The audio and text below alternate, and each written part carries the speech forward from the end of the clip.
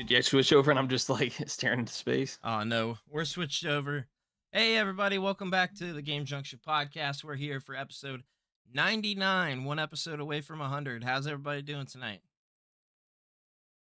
I'm doing fantastic. I don't know what you're doing. The magnificent mustache man is doing. I'm doing excellent. It's a bit of fun and busy week. It sounds like for everybody. A lot of stuff going on. Busy time of year. A lot of video games coming out. Sports, football, baseball playoffs are coming. Everyone's watching to see if their team's probably getting into the wild card. I know I am with the Diamondbacks. Yeah. And then basketball starting shortly thereafter, which is my main course. So yeah, super busy. Very exciting time. I'm a basketball guy. I like college football. I don't like professional football or any professional sports, but college is fun. And I think basketball as a sport in itself, I enjoy playing basketball. I'm not good. I'm 5'5", but I think it's fun, so. Yeah, I No, hear it's you on all that. fun. No, So, I got family that's Red Sox fans for baseball. Yeah. They've been trash for a few years now. But you guys did finally win one, and Yeah, then they just nosedived. I was happy for you guys though, even here in Arizona because there's so much in common. I think with the Red Sox and the Phoenix Suns, and it's actually pretty well documented the tragic stuff that's happened to each Uh, team. So I definitely it is sympathize unfortunate. with you guys. yeah, I think it's simple. No, you can say Brandon, sorry. no, I was going to mention real quick. I noticed you're wearing a shirt and you just recently did a video on Castlevania, so I wanted to plug that for you. Yeah, thank you. I actually just posted about an hour ago my fifth Castlevania review in God the last I think 10 days. Yeah, in the last 10 days. So I reviewed Castlevania 1, 2, Simon's Quest, which definitely one of my favorites. Castlevania 3, Dracula's Curse, Super Castlevania 4, and then today I just posted the review for Castlevania Bloodlines on the Sega Genesis. So I love yeah, Bloodlines. I think it's a great game. Do you? yeah, Yeah. absolutely. Yeah. It's I think it's very good. I definitely enjoy the soundtrack. Me too. I like the soundtrack a lot. Yeah, it's got obviously a unique sound to it because the Sega Genesis used the FM synthesizer, Yep. so it sounds different than the Super Nintendo soundtrack of Super Castlevania 4. But it doesn't sound like worse or better. It's just different. So it's pretty cool because you're getting two very high quality soundtracks there. Yeah. Yeah, I agree. Castlevania is such an I know we're going off topic here a little bit, but Castlevania is such an interesting series where I swear that it's had like so many different forms over the years. I mean, obviously we had those 3D Castlevanias on the 64, which is the first one was technically a remake, correct? Yeah, And it's not technically, good. It's not good, but I'm it's not. nostalgic for it because I had it as a kid. I'm very nostalgic for it. So am Uh, I. but then there's the 3D Castlevanias that were on like PS2 that some people like, some people hate, and you had like Lords of Shadows 1 and 2 that again some people like, some people hate. Hmm. Um, but I mean, to me, and this might be a hot take, I don't know if it is or not, but you can't go wrong with a single one of the GBA or DS Castlevania games. I think every single one of them are good. Yeah. I wouldn't say it's a hot take. I 100% agree with that. Those are some of the best Yes. Castlevania games in the entire series. Yep. They Yep. nailed it. Those are some of the best Metroidvanias, I would beg to probably say ever. Symphony of the Night is great, but I would beg to say that Portrait. I like Dawn of Sorrow a lot too. I like all of them, but I would beg to say that Portrait of Ruin is the best Castlevania game. Period. I know I've I heard some people say that. I love Symphony, but I'm sorry, just Portrait just does it for me in every aspect. Yeah, I don't know that I have a favorite. they're all kind of like your kids in a way, Yeah. or all the years I managed, I don't have a favorite employee. You don't play those games, man. That ain't right. I love them all. I really do. No, I don't do that. I love them all. And I get asked all the time, like, what my favorite Mario is, what's my favorite Zelda, this, and that. It's like, I really, truly, I love them all. They all have their qualities. Yeah. They all have their pros and cons. So I love them all. I get what you're saying, though, as far as the GBA DS and Symphony of the Night. They're all just so damn good. Like, you They are. can't go wrong. I agree. I agree. I think they're all great. I mean, they all have something to offer, and I just don't think any of those games from GBA to DS are anything below like an 8 in my book. I just Oh, think I agree. I just think they're great, but that's going off topic. Little Castlevania talk. I'm a nerd, so I enjoy it. But Yeah. Can't get wrong there. so what we got going Even- on this week, Mark? I mean, always a lot of news and stuff, important, fun stuff that's coming out. But I guess I have a question. Are either of you two big into Kingdom Hearts at all? Yes. I appreciate Kingdom Hearts a lot. I had bought it when it came out at Toys R Us back in the day, and I had it pre-ordered there. And it's interesting is that I bought the game and I was in high school, guys. So if I recall, Kingdom Hearts came out, was it in 2001? 2001 sounds right. Yeah. So I 2001. I'm in. God, what was it? Junior year? No, sophomore year of high school. And I was working 2 jobs, going to school, and playing basketball. And it was and I had a girlfriend that I liked to spend a lot of time with. Oh, of you had a course. girlfriend before? Of course, yeah. Yeah, And shocker. she gamed as well. Oh, okay. And so life was really busy, and I'd bought it and I didn't get to play it. I remember I didn't have time until almost like after I graduated. And I'd say I didn't have time in that I wanted the perfect time. You guys ever do that where you hold off on playing a game for a long time because you're just waiting for that like perfect opportune moment to jump into a game where you have like no distractions and you can give it your full attention. And so it's like I played other games, of course, from that point that I bought it to after I graduated, but I wanted a special time for this game. So I didn't play it until after I graduated. I had my own apartment and I got to really take it all in. Yeah. And it was a special moment. And so I'm glad I waited. And so, yes, I love Kingdom Hearts. Very excited for it. And let me just say that they better come to Switch 2 physically. Physically. No cloud. No cloud Kingdom Hearts. I mean, I assume some of these the older ones. I mean, they came out on PS2. It shouldn't be that hard to put them on a cartridge. I agree. And they would have sold so well on any of the previous Nintendo consoles, but it's not too late to right the wrongs. Bring them out now. You'll make a ton of money. And they need the money. Because a lot of these games that are coming out lately aren't selling very well. At least the ones that seem to have controversy behind them from the get-go. Right.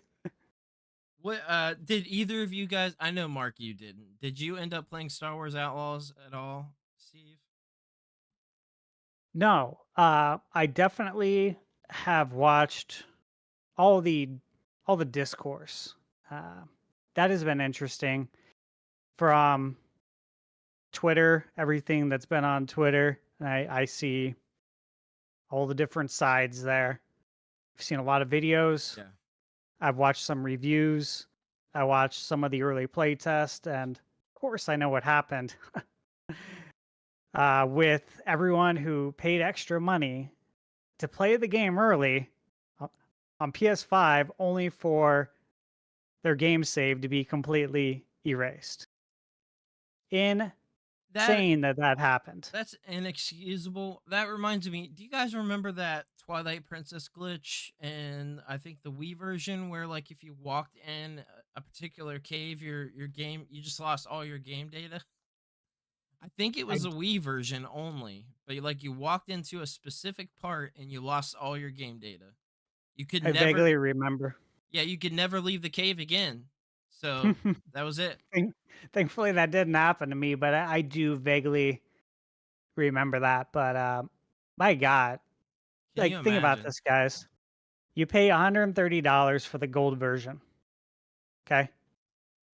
And you really don't get anything cool extra. All right. It's I would say consumables basically. What are you Yeah. getting? Some different outfits, Yep. maybe Yeah. stuff that does nothing for the gameplay. I will say, from what I heard, you get a quest line, some sort of additional quest with Jabba the Hutt. Okay, cool. Ubisoft will probably eventually give that for free. But fact of the matter is, you pay $130 to play the game early, right? And then they have a game-breaking bug. And here's the thing that I've always said when it comes to these like paying early to play games, I get it. And sure, there would probably be Yeah. games that I would do that for. The unfortunate part is that you're basically paying the developer extra money to be their play tester, and you're not getting paid a dime for it. But that's what it is. Especially the last, what, 5 years? How many games Yep. come out broken? And everyone who plays them early, you're basically a beta tester, Yep. Yep. and you don't get paid anything for it. If I anything, you're agree. paying them to beta test their game for them.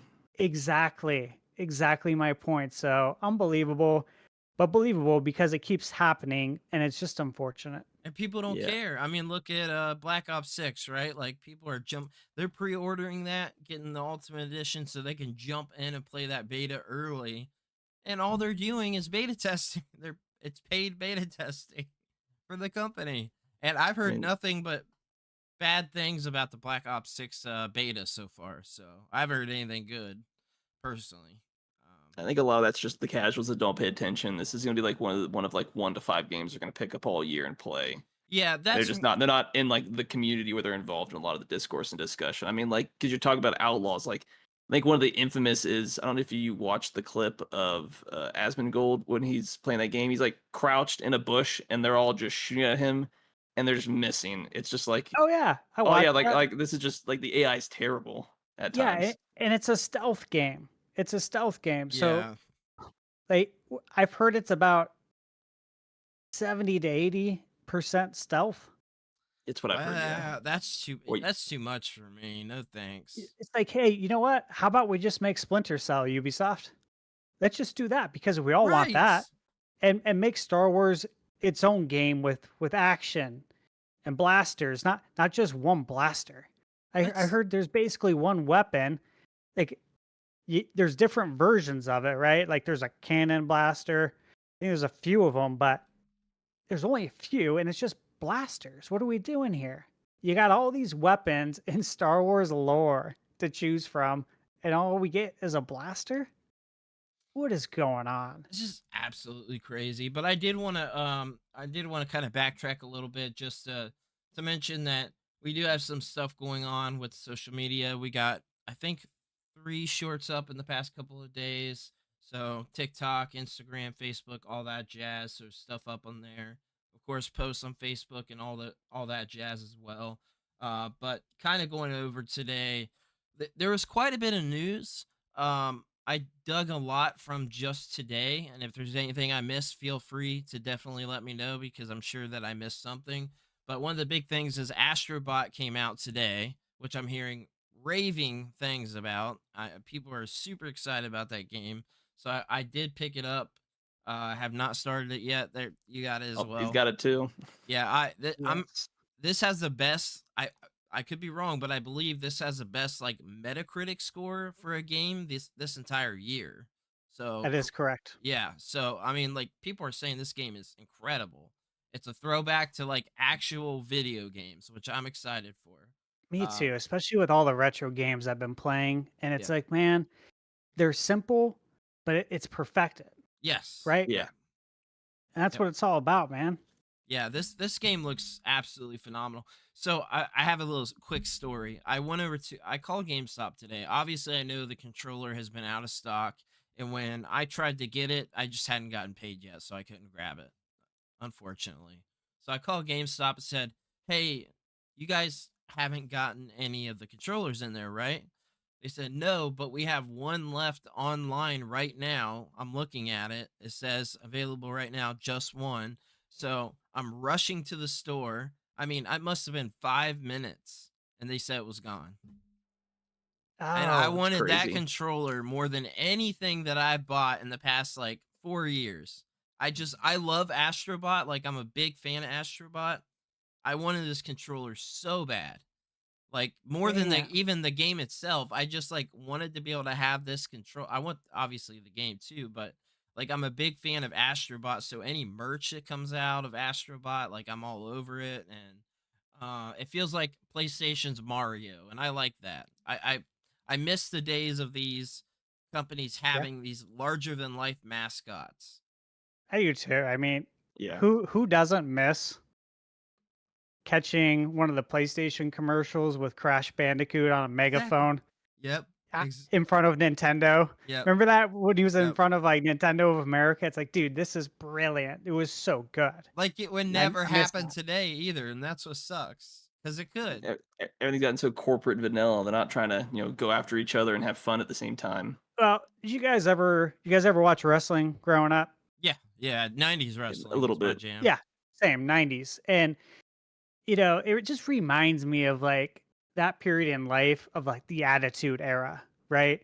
Where you did that kind of stuff and no one was going to try and cancel you over it. Nintendo's or Sega's making commercials about things that Nintendo don't, right? Yeah. And Oh vice yeah, it's, versa, like taking jabs. And it was fun, man. Like that's all in good fun. And then it continued on for a while until, well, I don't know until when. I don't know when the point was that it all changed, but I appreciated that. I think that really started to change around the GameCube era. I feel like we saw less of that around that era. Because I still remember like 64, you had that Smash Brothers commercial where they're all in the outfits, like jumping around, and Yeah, oh yeah. that's iconic. And the Hey Pikachu commercial with the dog. yeah, Yeah, classic. I love that stuff. Awesome. But we've Everything's so also boring. oh, go ahead, Mark. No, because everything's so boring. CGI. Like I love seeing trailers for gameplay, but not the actual boisterous, just out of left field craziness to really grab your attention. It's just gameplay, story, and then here's a developer talking about a video that nobody's actually really gonna watch. Yeah, Right. I truly miss those days. But we also got some new gameplay info was shown on Mario and Luigi Brothership, which I'm super excited about. We got a new Dragon Ball Daima trailer. I hadn't decided whether we wanted to cover that in this, like maybe just the trailer reaction and talk about it more in the anime podcast or not. But PlayStation reveals 30th year plans. So what they're going to be doing to celebrate the 30th anniversary. We got several games being delisted this week that was announced. And then also kind of just to promote the anime podcast is up because we haven't talked about it a lot. But over on the Junction Network channel, we've got 2 episodes out now. And those are dropping every Sunday, right, Mark? Yes, every Sunday noon Eastern is when those go live. Okay, and that is the Anime Junction cast. So we've got 2 episodes out right now, and that is on a separate channel, the Junction Network. And then I just wanted to plug that in there at the end. But yeah, we got a good bit to talk about this week. So you started talking about Kingdom Hearts. What were you getting to? Yeah, and then we went all over the place. Uh, Kingdom Hearts, yeah. I definitely enjoy the game. I don't think that its novelty has worn off yet. When I say novelty, just novelty of the idea of this, right? yeah, Of this game even existing, these universes coming together. And I'm very excited for it. But again, we need to have this on Switch, specifically Switch 2.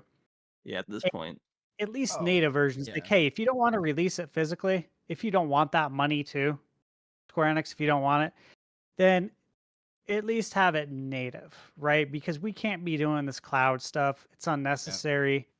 Don't take shortcuts. Make it natively for Switch, and you'll make a ton of money. Oh yeah. It's crazy. Because It's no, crazy. The sorry. only Kingdom Hearts game that we've gotten on the Switch is was it Melody of Memories, I think it's called, which is a rhythm game. I like it. It's Yeah. great, but it's not, it's not a Kingdom Hearts Yeah, like it's a standard spin-off. game. It's a Yeah. spin-off. It's getting Madden on Wii without franchise mode. Ba- It's just Basically. shortcuts, man. Like, Yeah. stop. Just give us the damn full game, Yeah, I mean, speaking of one spinoff, have you ever played the? I'm pretty sure it's primarily a mobile game, but it's also on PC. Kingdom Hearts Dark Road. Union Cross is what that's from, right? Union X. It's supposed to be Union Cross. Kingdom I Hearts have Union not. X Dark. Kingdom Hearts Union X Dark Road. I guess whatever you want to call Yeah, it. I played it. I spent a good bit of time with it. Oh, sorry, I slightly misread the title You're of the game. You're reading the title. Yeah, Union Cross. I did play a lot of it because I am a big Kingdom Hearts fan, but I fell off a while ago. Yeah, because I know I guess I'll be straight up. I was never a big Kingdom Hearts fan growing up or even now. I can appreciate the games for what they are. They've just never grabbed me personally. But I know kind of Brandon said some games getting delisted. This mobile game that's been out since 2016 just got essentially pulled from all of its digital platforms, which is, really unfortunate for a lot of these spin-off games. But I mean, when you get mobile games, regardless if it's like tied to a main franchise, there could be a story, it could be a gotcha you've spent, a few $100 or a few $1,000s on. Eventually, it's going to get pulled, and then it's just gone forever. A shout Yeah. out to Slave of the Mind saying that you've got a great mustache. I just saw that. Yeah, it's fantastic. Anyway, yeah, but I mean, it's unfortunate, and I think it just goes into a bigger thing because obviously most mobile games are just kind of trash mind waster games, but there are some decent mobile games out there that have story, and then when they get pulled, yeah. there's no offline mode, the game's just kind of gone forever. You're just kind of like, well, if there's any story that ties this game to any other Kingdom Hearts game, you're just kind of SOL moving forward, unless there's videos on the internet that kind of show the gameplay or just talk about the story. I will say this was one of those games with the story and like an actual game. Like you could legitimately play this as a real game. It wasn't like a microtransaction infested game. It had it for cosmetics, but this was like Yeah. a real game, like Animal Crossing Pocket Camp.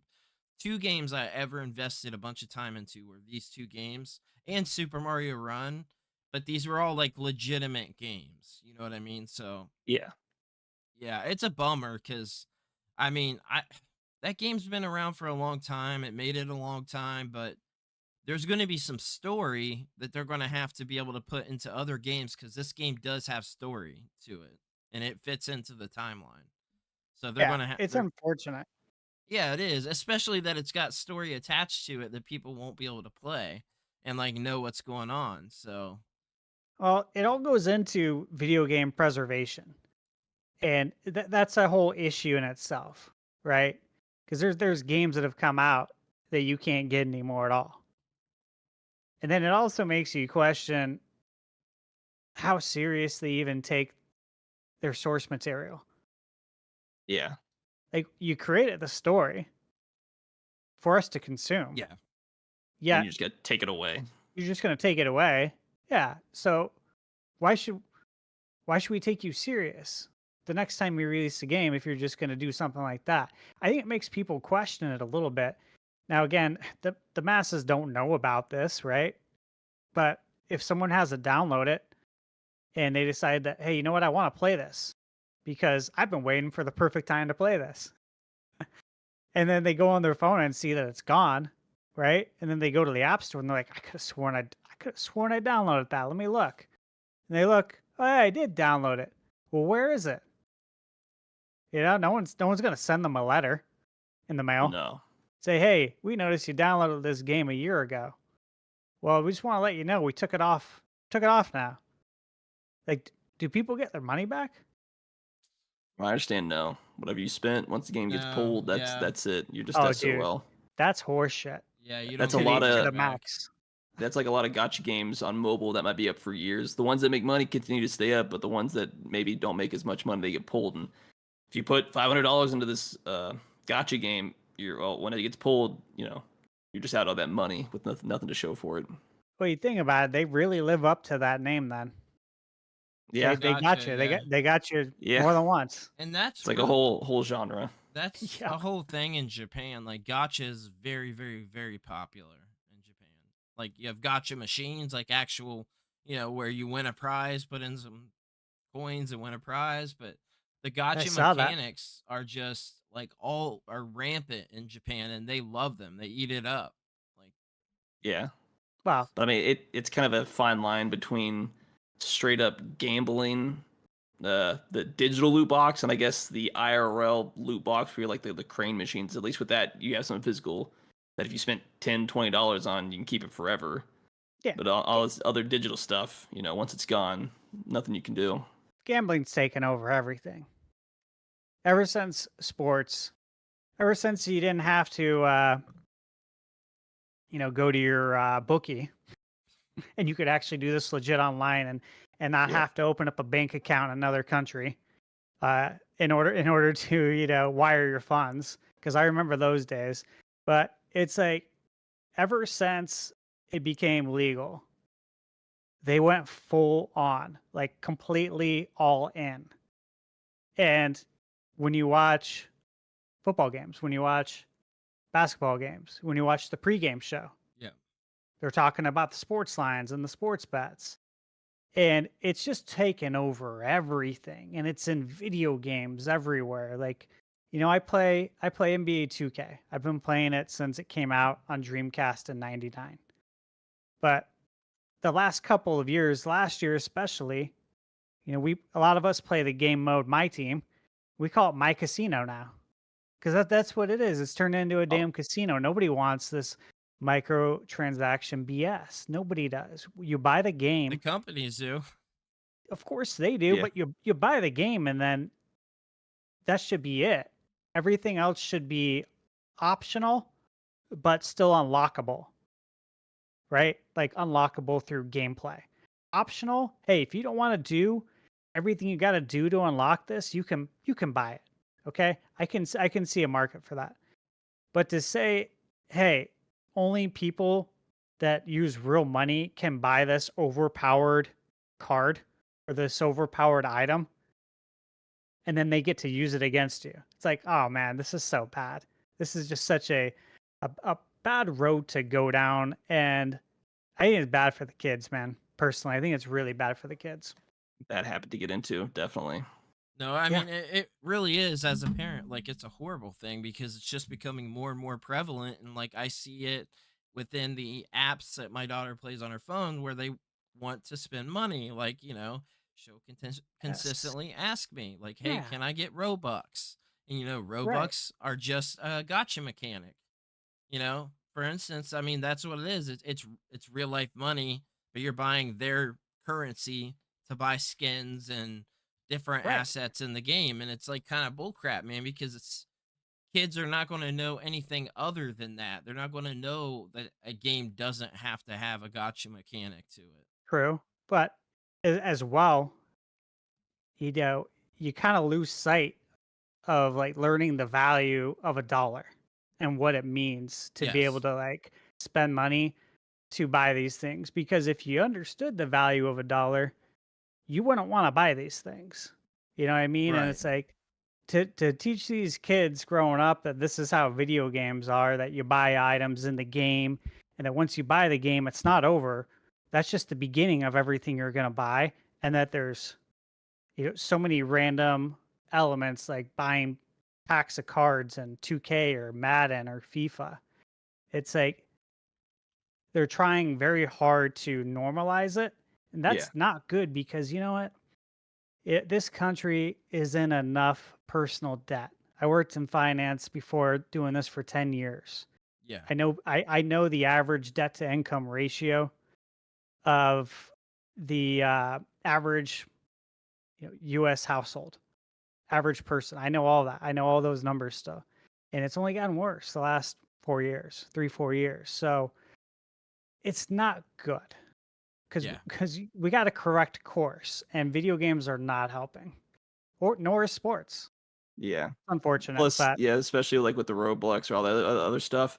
Not only you buy this, so you're not thinking about it in terms of money, but like if you want to buy this one thing, you either have to buy multiples of the under, or you have to spend more money. So they've kind of manipulated that market as well, to where you have to end up spending more. And then it's like, well, I've got just got this random amount sitting around, so I might as well buy another one, and it's just this perpetual cycle. It's it is, it's and never it's never good. going to stop. It's never going to stop because we have proven to all these video game companies that we're willing to spend more money.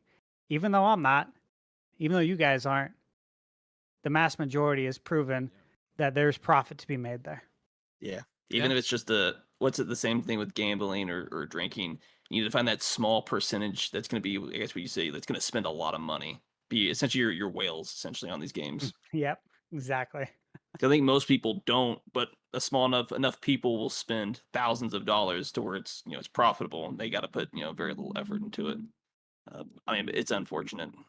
It Yeah, is. it really is. I hope things change. I mean, I feel like we are coming to the point where we're never going to have the video game crash like we did before, but I think we have to come to a point where the video game market does, like, quote unquote crash, as in AAA developers crashing, to realize and turn course that, hey, we can't do this anymore. And it's already happening because, Oh yeah, I mean, we see like all these layoffs every single week. I mean, look, Visions of Mana, right?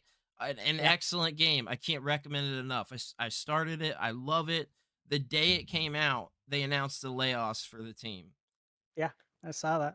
That is Horrible, crazy. That is crazy to me. So like it's horrible, heartless. and then you see the amount of money that, which we might get into this later. I can't remember if we add it into the notes. If not, I'm sure we will. But like the amount of money that was spent on Concord is oh yeah, I've got unreal that. and unnecessary. So we'll talk about Yeah, it a little that'll be bit a fun later. discussion.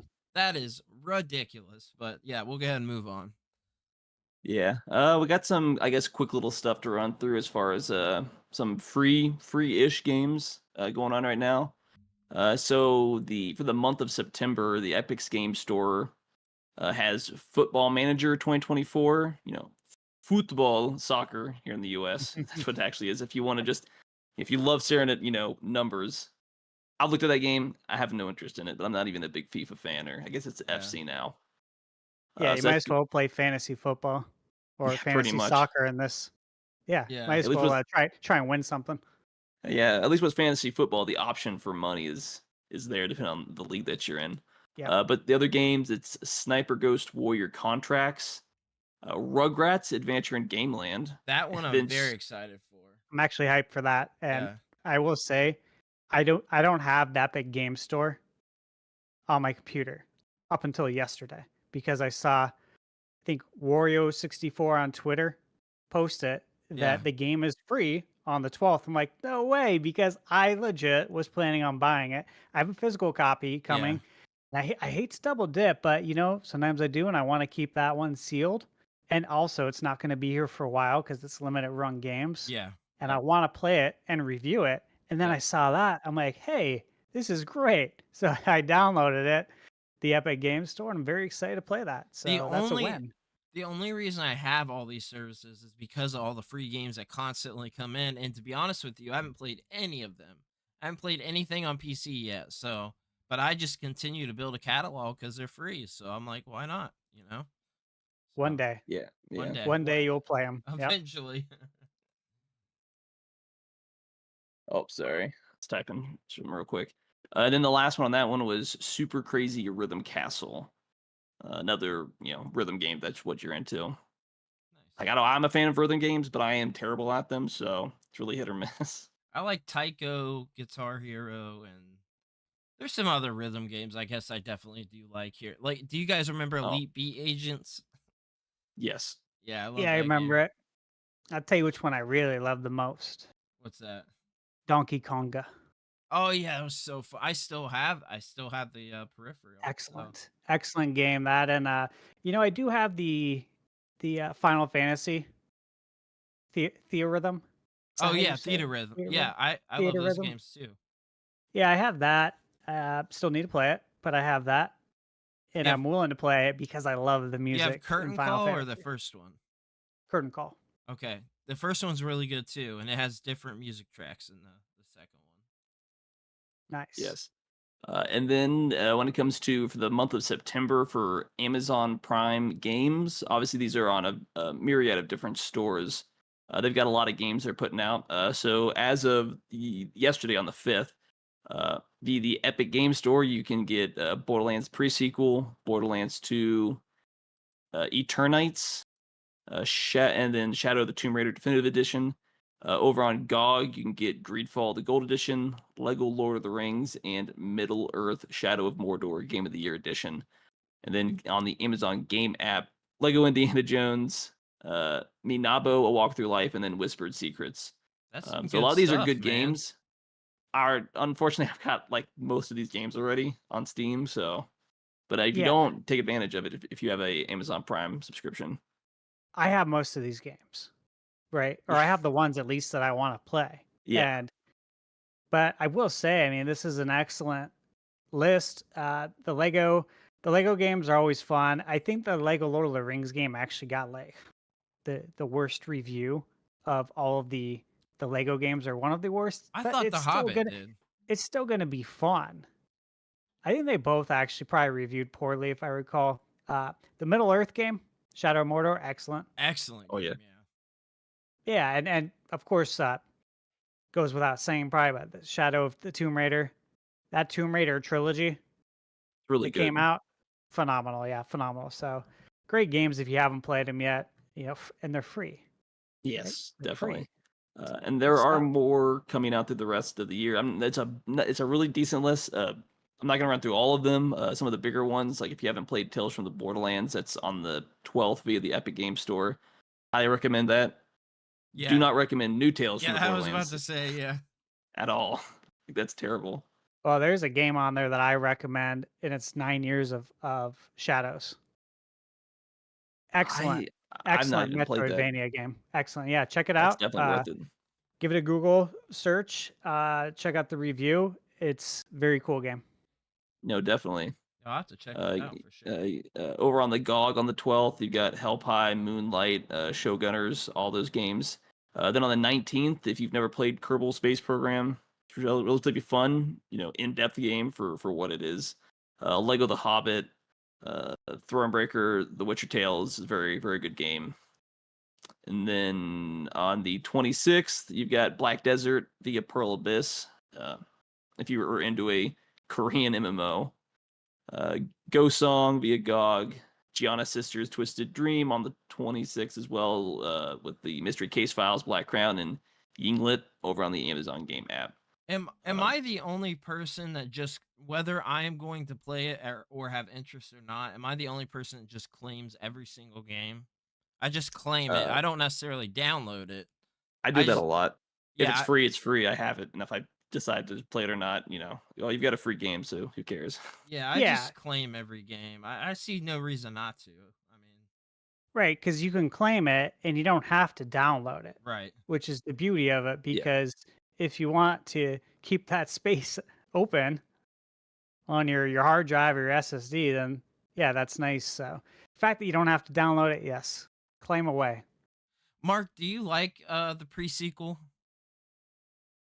Because I thought it was okay. I thought it was decent for what it is. Obviously, it reuses the same assets. I'm not the biggest fan of the zero-G, though. It adds a layer of vertical movement. I'm blanking on the actual vertical word that I want to use. But it's shorter. I think there's some issues with the game, but overall it's decent. I like the backdrop or the backstory more into Handsome Jack, as well as I think it has one of the best DLCs of all of the Borderlands games, and that's the Claptastic Voyage. I think it's a fantastic DLC. Even if you don't like Claptrap as a character, I think that's a really good, really interesting DLC. It's unfortunate that the rest of the DLC plan kind of got canned, as well with 2K Australia. I would recommend it. I like it. I wanted to shout out Slave to the Mind Dies for gifting the subs. It looks like he gifted subs on YouTube. So definitely appreciate that. YouTube and the Twitch. Oh, and I know the I kind of Twitch. I gave him a shout in the chat itself, but we were. Okay. Okay, well, And they'll thank you very discuss some much. stuff, so didn't want to break it up. Much appreciated. Yeah. Uh, I know I haven't really had much interest since after it released. But have either of you gotten the chance to play any of Starfield at all? I mean, I played it when it launched. Yeah, Oh, I yeah. played it when it came out. Absolutely. It Fan of was it, my unimpressed, most don't care for it, hate it. don't care for it. You know, I think probably like the both of you guys, you probably really want it to like it. You Yeah. hoped you'd like it. You'd hope that you'd take to it. And but at the same time, you never want to force it, Right. right? Yeah. It needs to be real. It needs to be a natural liking. And I definitely I found myself almost forcing it and I said, "You know what? No, this That's ain't where I right. was. Yep. Yeah. This ain't right. I'm gonna abort mission." Yeah. I mean, hopefully, moving forward, they'll, make the game better. It's kind of hard to tell what their roadmap is, but I know coming up on the 1 year anniversary, they're talking more about their upcoming expansion, Shuttered Space, where they're adding, from what they said, or at the very least, they highlighted 50 new locations across one of their planets, Varunkai. Probably butchered that entire name. But I mean, it's just one planet and a handful of locations. Hopefully, the actual update, that'll be a lot more to do on a lot of the planets. Because I know from what a lot of I've seen in some other streamers, it seems that a lot of the game is very barren outside of some of the glitches you run into. Yeah, it felt desolate, like Yeah. probably how space feels. It's great Which for reality, but it's not good for a game. exactly. Like it's great if you're trying to make it as realistic as possible, but that's not really what we're looking for in Yeah. video games.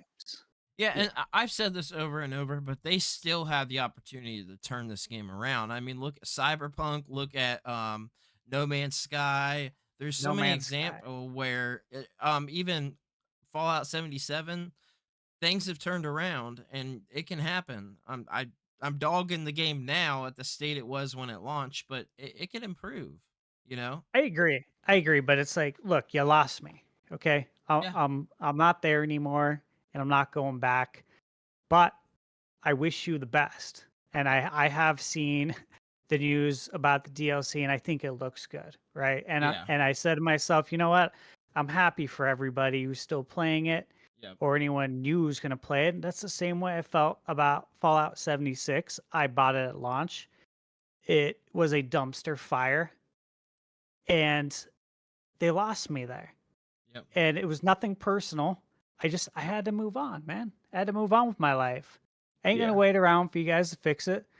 There's other video games to play. Too many. And I gotta go to them. And you know what? Maybe one day I'll come back.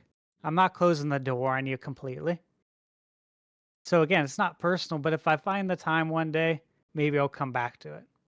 That's Yeah. how I look at a lot of these games that come out and are just horrible. In a horrible state. It should never been greenlit. Yep. But I think it's a bigger issue of like the more games that come out terrible, it's like, well, they're great 1, 2, 3, 4 years later, but like that's a really bad trend to release a full price game that is like not close to being done, and it's still going to take a year or two to really fully get that game to close to what it should have been at launch. I think it's really bad practice that feels like it gets worse, and sometimes you're like, out of principle, I don't want to go back and support a game even if it looks great. Like, I don't want to support it because it should have never launched the way it did, and I just fundamentally don't agree with your practices as a company. Well, when the whole obviously with the age of the internet, when patching became a thing, right? Ugh. It was good at first because hey, you know what?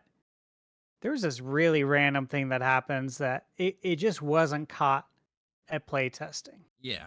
You know, it might have been one or two things here and there, right? And it would get patched and would get fixed. And that's great, right? Yep. You look at the time frame right before that. For instance, did you guys play, was it WWF No Mercy on the Nintendo Yeah, 64? of course. I still have it. Yeah, I love it. There's two versions of it. Yep. There's a version where there's an issue, if I recall, with the saving. with some sort of doing some sort of save in the game. It's a big bug, big enough that they put a halt to all the cartridges that were made, and you guys know that's very expensive. Yep. And did the And they revised put code. out, yeah, they put out a revised version. I think there's something similar with the Castlevania games on the 64. I think Is Legacy there? of Darkness has two versions. Actually, Yeah, I and think I've heard one's worth that. more money. I think I've heard that. I have the revision version of No Mercy, but Yeah, the Castlevania, I'm gonna have to look into that. I think I remember seeing that, but I'm not. I don't own it, so right. So back in the day, when these games went gold, they meant it. The game's gold. It's golden, man. Everything's done. yeah, Everything's done. It's as good as we're ever going to get it. They were confident to give that green light.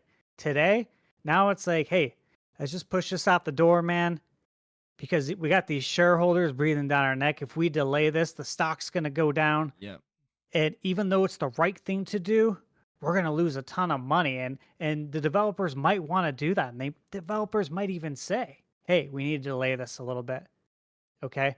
They might say that to their managers. And the managers then have a discussion with the publisher. And the publisher says, I don't think we can do this, man. We're going to have to just go with it. You know what I mean? Like these things happen all the time now. And it comes Yeah. down to integrity, business integrity, and really caring about your fans, man, your audience. yep, And when you do stuff like this, you are taking advantage of them. No matter how you look at it, it's taking advantage of the consumer. I don't think it's a good business practice. I don't know anyone who would think it's a good business practice, but man, I feel like it's becoming a crutch now, and it Yeah. has been, and it's unfortunate because again, just like the microtransactions and everything else, they've seen that we're willing to accept it. They've seen that the mass majority is willing to spend money. And in this case, I mean, God, look at Cyberpunk, man. yeah. All the issues, yet how much money it made. Yeah. It's But I guess insane. I would say different from that in Starfield.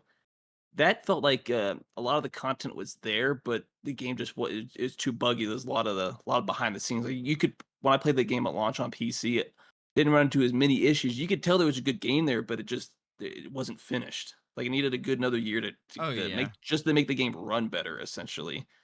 Where it felt like a game like Starfield was just fully empty.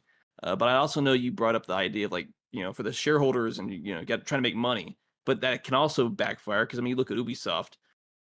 Star Wars kind of came out. Not only was it a game that people or kind of felt like they were turned off just by the type of game it was, but it's buggy. People see it, and their stock's taking a hit. And then they've got another Wow. big game, Shadows. There's reports coming down that obviously there's more people go digital, but like even what you'd expect for the physical and the pre-orders, not where you're expecting it. And it's a lot of people looking out. It's like, are you really going to rush out a game or put a game that's like, no, this is the game we know that you want. We know better than you, and then it kind of backfires. Like it's a cascading issue of either rushing out games or making games that it's kind of obvious a lot of the fans don't care for, gets immediate backlash, but maybe all that extra media doesn't help the whole concept of any media, even it being bad, would be good.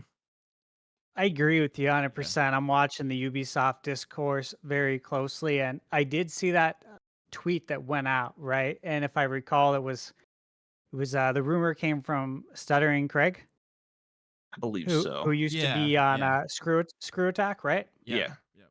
And it was interesting. They put out the tweet, and it was listed as a rumor that Assassin's Creed Shadows pre-orders less than 800 from national chain with over 900 stores. And I actually put out a tweet about this because he said less than 900 stores, right? Wow. Or no, I'm sorry, with a little over 900 stores. And I looked it up, and the first thing I thought of, national chain. Okay, I'm thinking first one I want to check is Best Buy. Yeah. Do a Google search, total number of Best Buy stores in the U.S. Guess how many stores it has in the U.S. right now? Like Hmm. 500-600. 901. Well, He said a could be Best little. Buy. He said a little over 900. A little 901. It's Best Buy. I would Yeah. put money on it that it's Best Buy that has only 800 pre-orders between PS5 and Xbox. That is insane. This is going to be a massive, massive loss, and there's a lot of reasons why. A lot of reasons why. I'm sure you guys know a lot of them. Yeah. I mean, you hear with the advent of social media and stuff like that, a lot of these, developers, maybe not all of them, but there's a small vocal minority that come out and or at times it feels like it's bad PR. They come out and attack the fans or they say some really off Oh, the wall stuff. Oh, yeah, yeah. Concord. Yeah. Yeah, like, that's Concord. yeah. They blame their game failing on the fans. Are you kidding me? Like, are you I'm kidding Concord me? not the and one. It's your fault for making a game that was a trend in 2016. It's no longer popular. Yeah, I yeah, mean, I guess if you want to, we can roll right into that one since it, essentially Yeah, the go whole for it. issues with Send it. Concord. Uh, Essentially, the game that was rumored to make anywhere from 100 to 200 million dollars, and it came out 2 weeks ago, and the game's essentially shuttered. I believe, if not already, it was at least at the very least rumored that today was the day the actual servers were getting shut it down. is. So the Not game's only rumored, on it's for confirmed. no, yeah, sorry, that's a fact. Yeah. But like 2 weeks, and then the game's essentially dead and gone. This Everybody has to that's be bought the game's getting refunded. Like this game is just the that's quickest a in lot of money. history. The quickest in history to be pulled offline. It has to Yeah. be. I Don't can't know think. what was on the PlayStation, but I know on the Steam charts because the game came out on Steam. Yeah. Yeah. It had like maybe like 100, 200 people the first day, and then it was very quickly down to double digits. It's a game nobody asked for in an oversaturated market that didn't do it well. Uh, and then you could argue some of the DEI stuff that people go after, Yeah. with some of the character designs. Well, I think that played a factor. That's not like the biggest thing. It's just Yeah. it's an oversaturated market. It's like Overwatch 2, but like Yeah. discount. Like there's other games that I can already play. Like Yeah, it's like the Temu version, right? yeah, Yeah. A- Yep. Yep. And no shade on Temu. There's some cool stuff on there, but I agree with you on all that. I think the DEI plays a very actually small role with this game. I It's think so small. too. yeah, It's still significant to some, and some more than others for sure. But the biggest issue, okay, because if the game was good, that issue would be minimized a little bit more, the DEI. But the fact is that obviously they started making this game 8 years ago when everyone was trying to cash in on the same trend, and we know who else did this: Warner Brothers with Suicide Squad. Yep. They are on they're on the same boat together right now, sailing off to another continent because they ain't ever selling here again. Nope. And it's all predicated from one thing: it's greed. Greed. 100%. Yeah. It's all about making money. It's not because we have a great idea and we're passionate about it and we think we could make something really cool. That's not where it came from. It came from, hey, let's come up with an idea on how we can make the most money possible with one of our IPs. That's the root Yes. of the idea. That's And- how it starts. And let's be real. Money is the root of all evil, as they say. It is. I mean, It truly. truly is, man. Truly. I Yeah. mean, it's disgusting, if you ask me. The whole Yeah. situation is gross. yeah. All I could say is I wouldn't be. I don't know how this studio could not get shut and everybody lose their jobs. Like with the amount of money this game lost, I think that's inevitable at this expect to point. see And that in the next Sony's couple of going to days. take a huge hit. Like even if it's on the low end, say this game costs $100 million, you're out that money. That's essentially it's just poof, it's gone, and that's a Yeah. whole lot, especially when it comes to a smaller studio with this game. Yeah. It's massive. Okay, so you got the 8 years of working on this game. So that's 8 years of paying employees. Okay. Paying the salary, paying the benefits, paying the PTO, paying for the building, turn the lights on. Okay, you got all that cost. Then you got all the marketing cost. Okay. You put it out on PC. You don't just create a PS5 game and, it runs on PC. You got to optimize it and do everything. So you got a team that does that, right? This is 8 years worth of all of this stuff. Sony also, they buy the studio. Yeah. So there's a price to buy it. Then there's a price to pay them for all this time. Then there's a price for obviously all the advertising, all the promotions. You got a controller that you made and you charge $84.99 for. Yep. That yeah, it got pulled off the shelves. I don't know what they're doing with it. I don't know By if the it's gonna way, go live with ET. the one good thing to come out of Concord is that controller because it's a pretty controller. I agree. The controller is cool, but Yeah. it's living with ET now probably Yeah. in Roswell in the desert. They're Yep. probably gonna bury it next to Atari's ET game. Yeah, This pretty is much. This is wild. Again, like I will say, when I saw the trailer, when they first announced it, my girlfriend was watching it with me too. Or I wouldn't say she was watching it, right? She was present. She was doing her own thing. She doesn't get into it, of course, as much as I do. But I showed it to her again. And I said, babe, look at this game. I said, how much you want to bet this is going to be the next Suicide Squad? Because I had told her earlier in the year about Suicide Squad. Actually, I think I told her in 2023, I'm like, oh, this game's going to bomb. I'm like, watch. Yeah. They're going to lose so much money. This game looks like trash. Yeah. I said, nobody wants to kill Batman. And she's like, why is that the title? Suicide Squad, what is it? Justice League? Is that what it is? Or Suicide Squad Kill the Justice League. Yeah. Yeah, like, what? It's wild. And then I showed her some previews where, like, you kill Batman in the game. She's like, why are we doing this? I thought we liked Batman. I'm like, we do. To be we fair, do like Batman. That game is referenced exactly on a storyline from the comics, but I will say this, like their execution with it is stupid, and I think it should. We talked about this on Twitter, Steve. This should have never been connected to the Arkham games. It's disgusting. I don't claim it as an Arkham game, but regardless of whether I claim it as that, they claim it as that.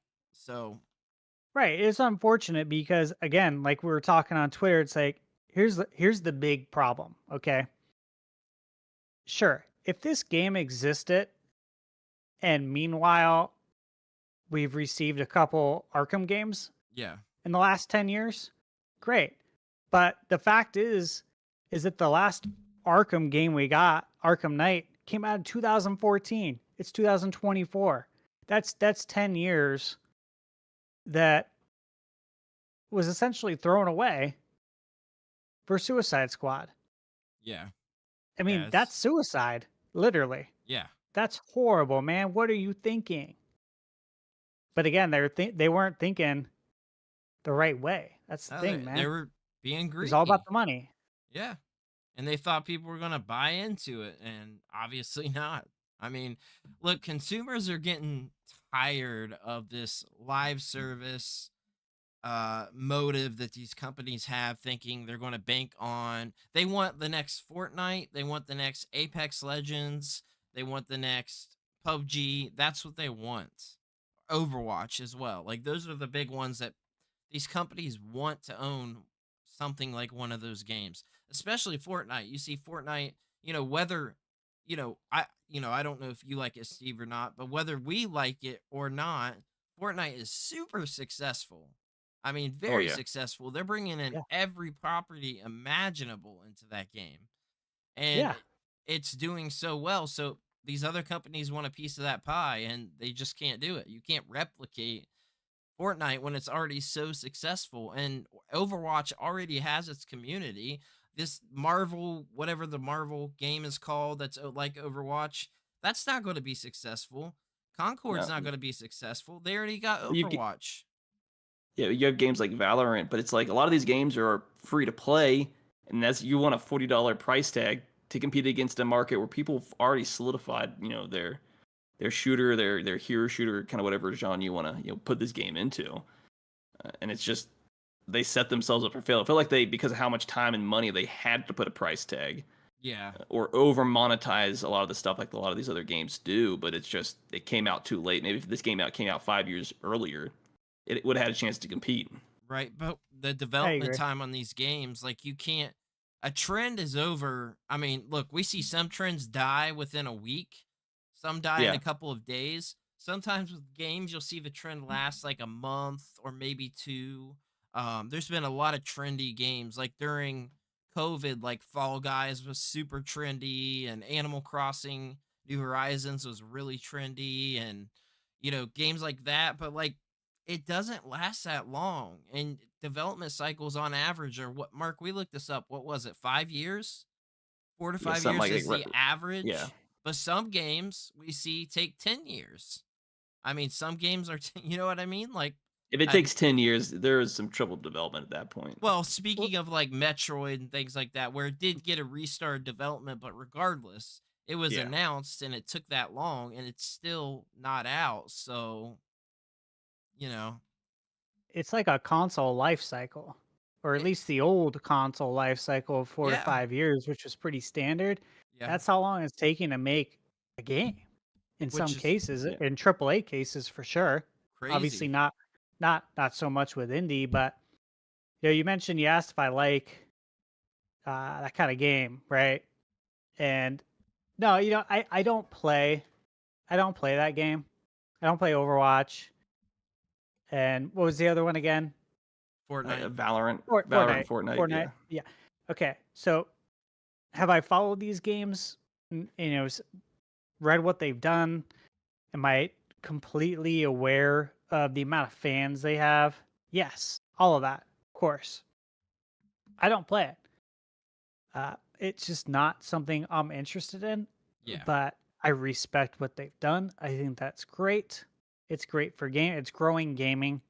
It's bringing more people in.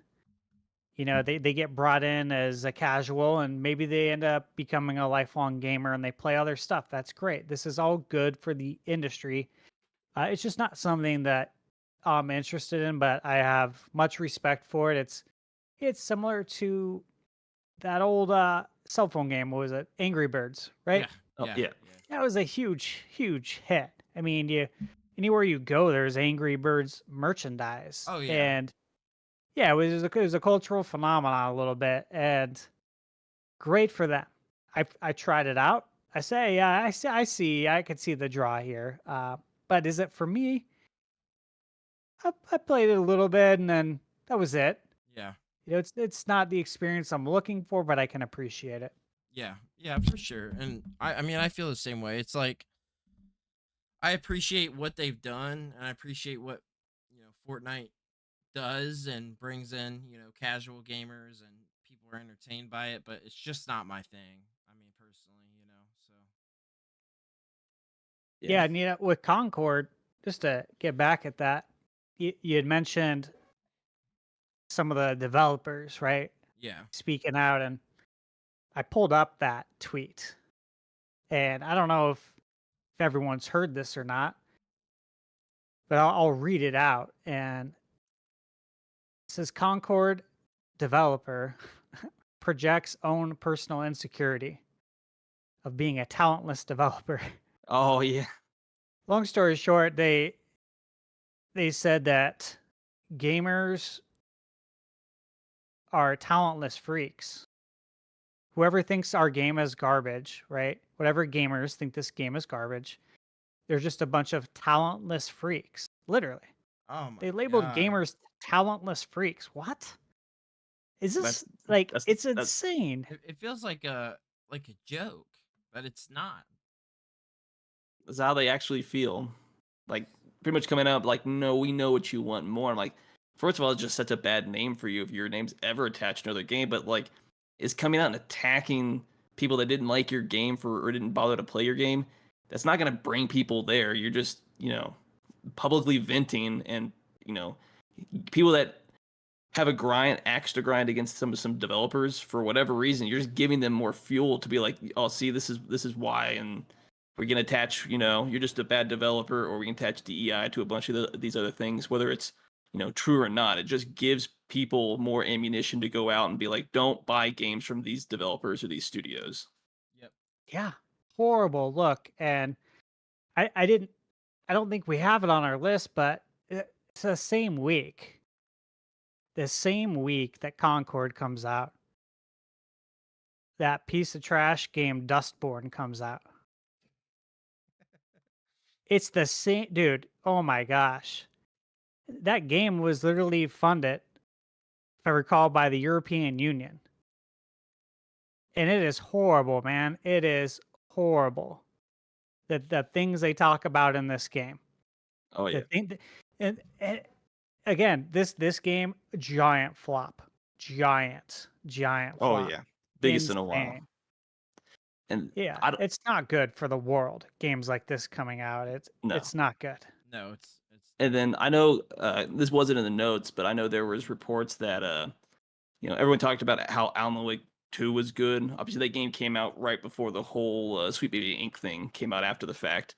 But there were some reports or people digging up reports the fact that Alan Wake 2, the studio hasn't made any money from it.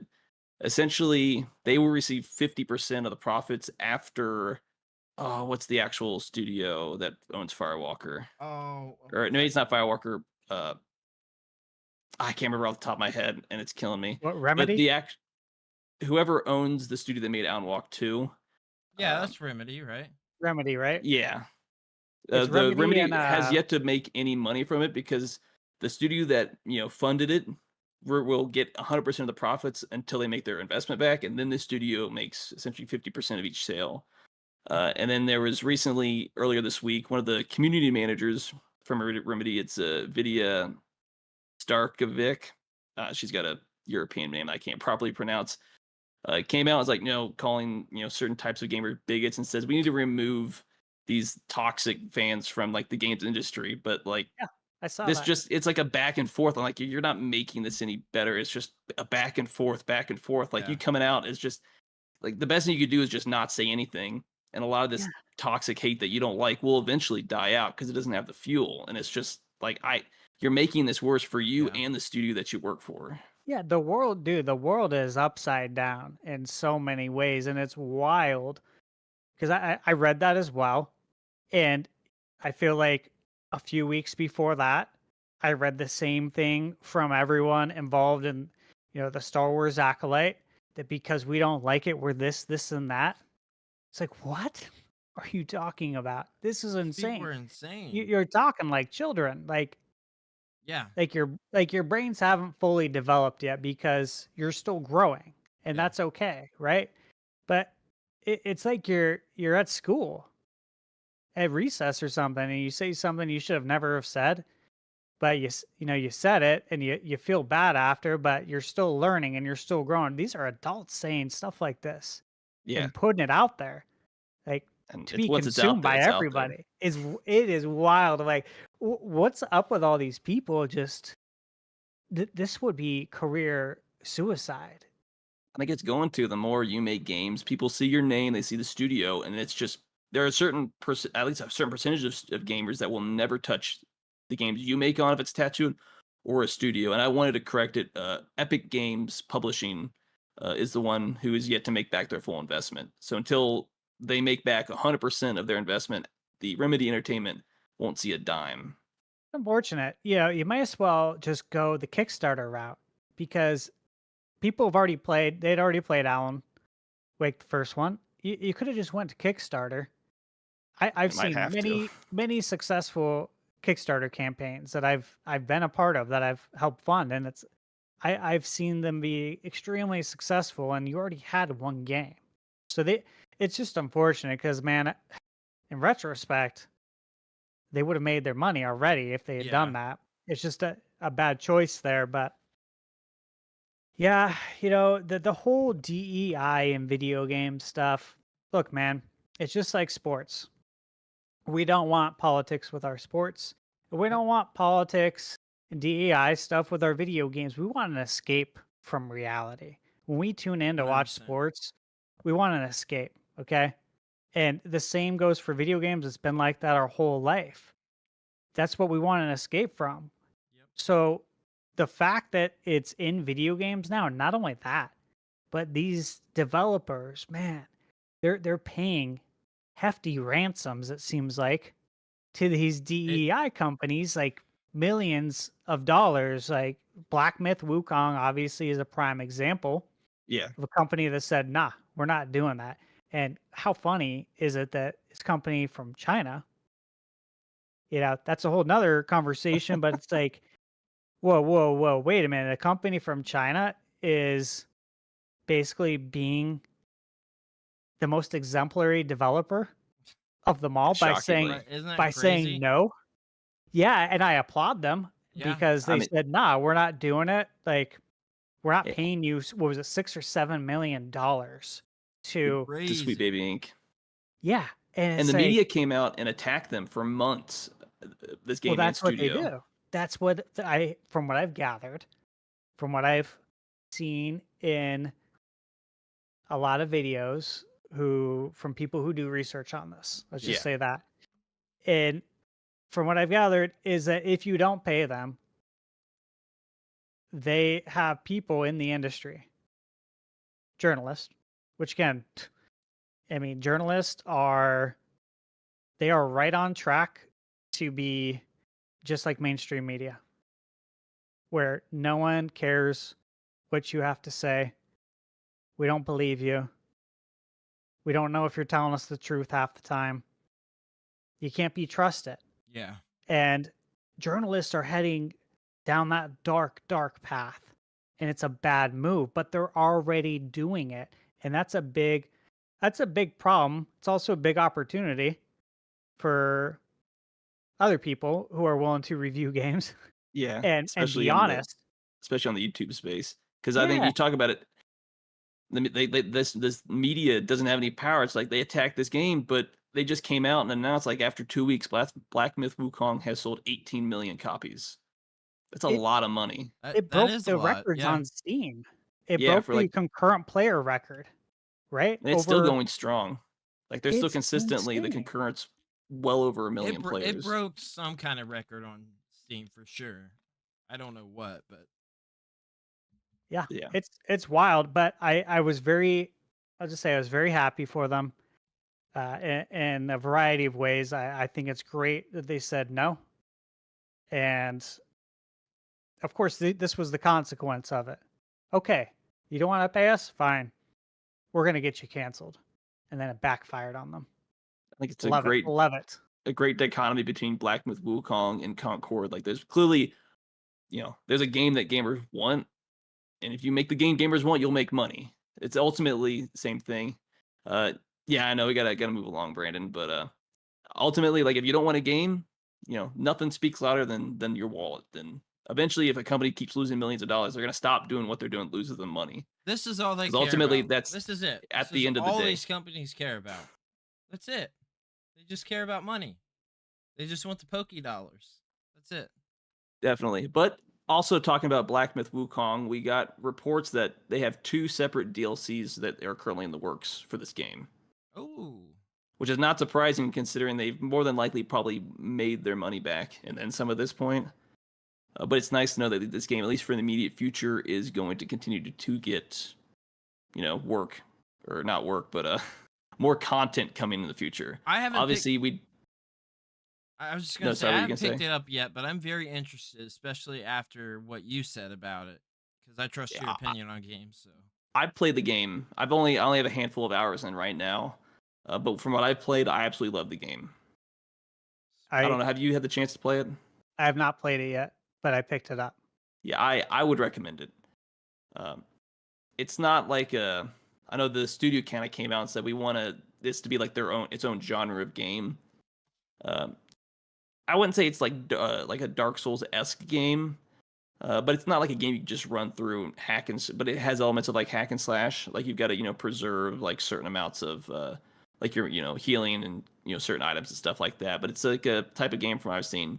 The general adds fairly easy to take out. You just obviously you can't rush in. You can obviously get poisoned and some fun stuff like that. But the bosses, you can't just be mindless because you can't parry or block stuff like that. You have to roll dodge out of the way. But essentially, Yeah, it's like you learn the movements of the bosses. You hit when you can and stuff like that.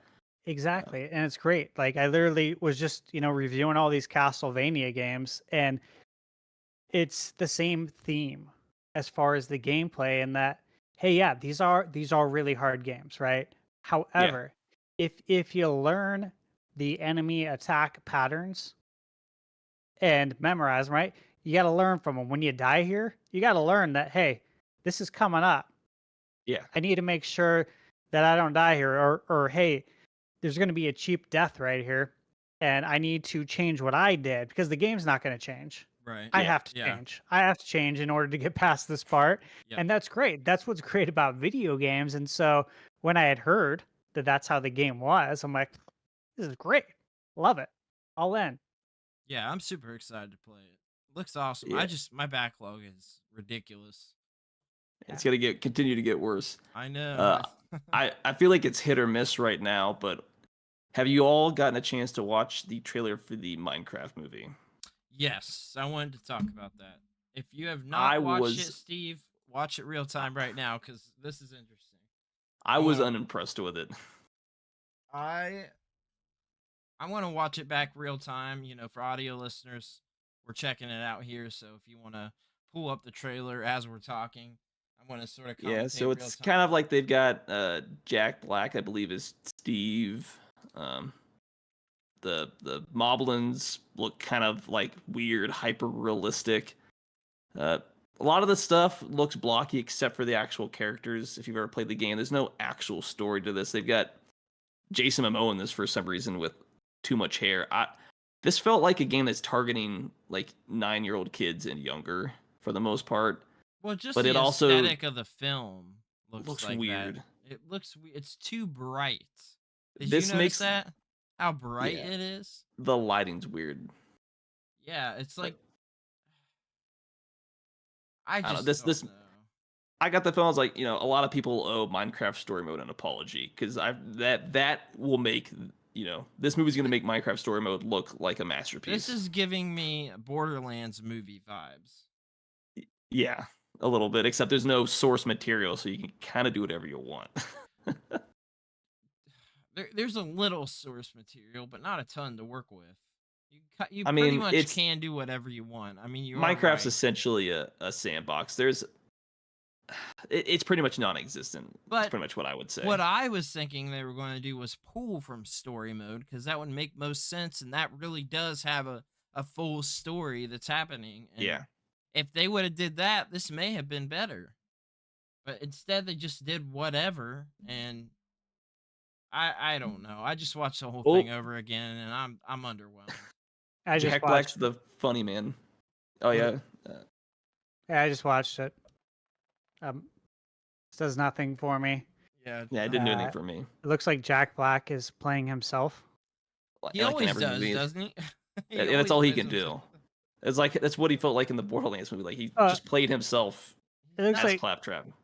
he just rolled out of bed though, and this is what he wore today in real life, and he's Yeah. gonna go start his day. But It looks bad.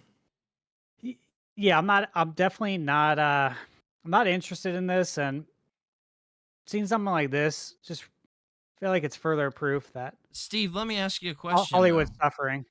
Would you be willing to go watch the movie with me and Mark? All of us watch it separate and do a review on the movie. Minecraft. Yeah, I Even would if you I, rip- I would watch it and review it. okay, Sure. all right. Just to So, more than likely rip on it. I mean, Yeah. whatever. It might end up being a masterpiece for all we know. could. Like we could love it. Hey, I'll give it a fair shake. Yeah. I Yeah. give anything a fair shake, and yes, I would I'd watch it. Yeah. I think it would be Yeah. a fun one to review because I mean we're going in with absolutely zero expectations and I don't know, Rock ma- bottom. rock bottom, and who knows, maybe we jump up a few levels and we're like, oh, it's actually like a 3 out of 10, not a 1 out of 10.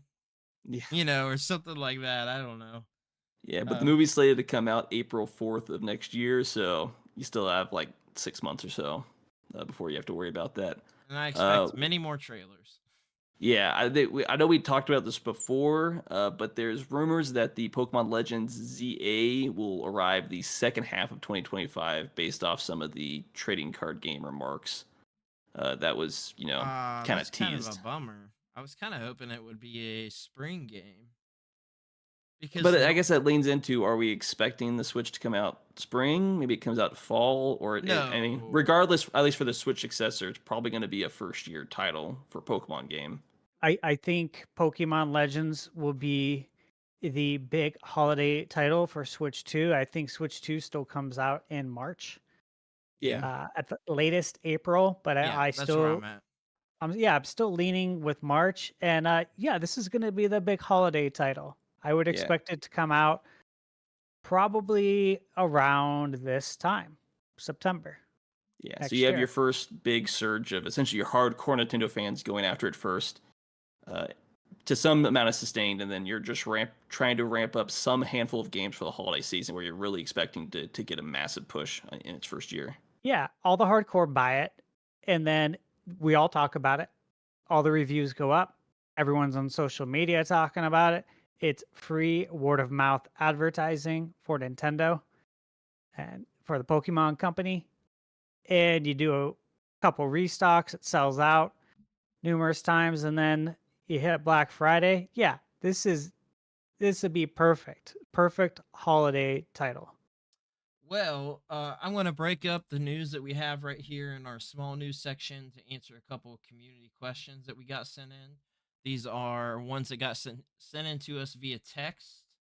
So the first one is from Aaron Get asking, when do we think the first mainline Pokemon game is coming for the Nintendo Switch 2, and what do you think it will be titled around? And I think they mean like Collar or Stone or like something like that. Yeah, I mean, I think it's still probably a good 3 years away at the very least. Probably looking 2028. I feel like we just got, like, was it last year or for 2 years ago. Scarlet and Violet, Scarlet and Violet? Yeah. That was 2 years ago. Is it already? 2022. Yeah. Okay, so maybe like 2026, 2025, but I have no idea personally. I'm thinking that we've got quarter 2 2025 is what I'm thinking. Because we normally get the mainline launches around like October, somewhere around that time frame, something Yeah. like that. And then now that we've got the Legends game, or Legends games, it seems like it's going to become a series. We've got like alternating, mainline, because technically Legends is a mainline game according to the timeline. So my guess is for like a mainline regular game, I'm guessing quarter 2 probably of 2025 is what I'm guessing. As for the name, I don't know. Pokemon, I have no idea. We've got Sun and Moon, we got collars, we've got gems. I really don't know what they could title it, but Pokemon Do you have any thoughts? trash can. I'm looking at the most recent Pokemons, right? For Switch. I'm looking at the main line, and I'm looking at the release dates here. So we got in 2018. So Switch came out March 3rd, 2017. 2018 we got Let's Go, Pikachu and Eevee. 2019 we get Sword and Shield.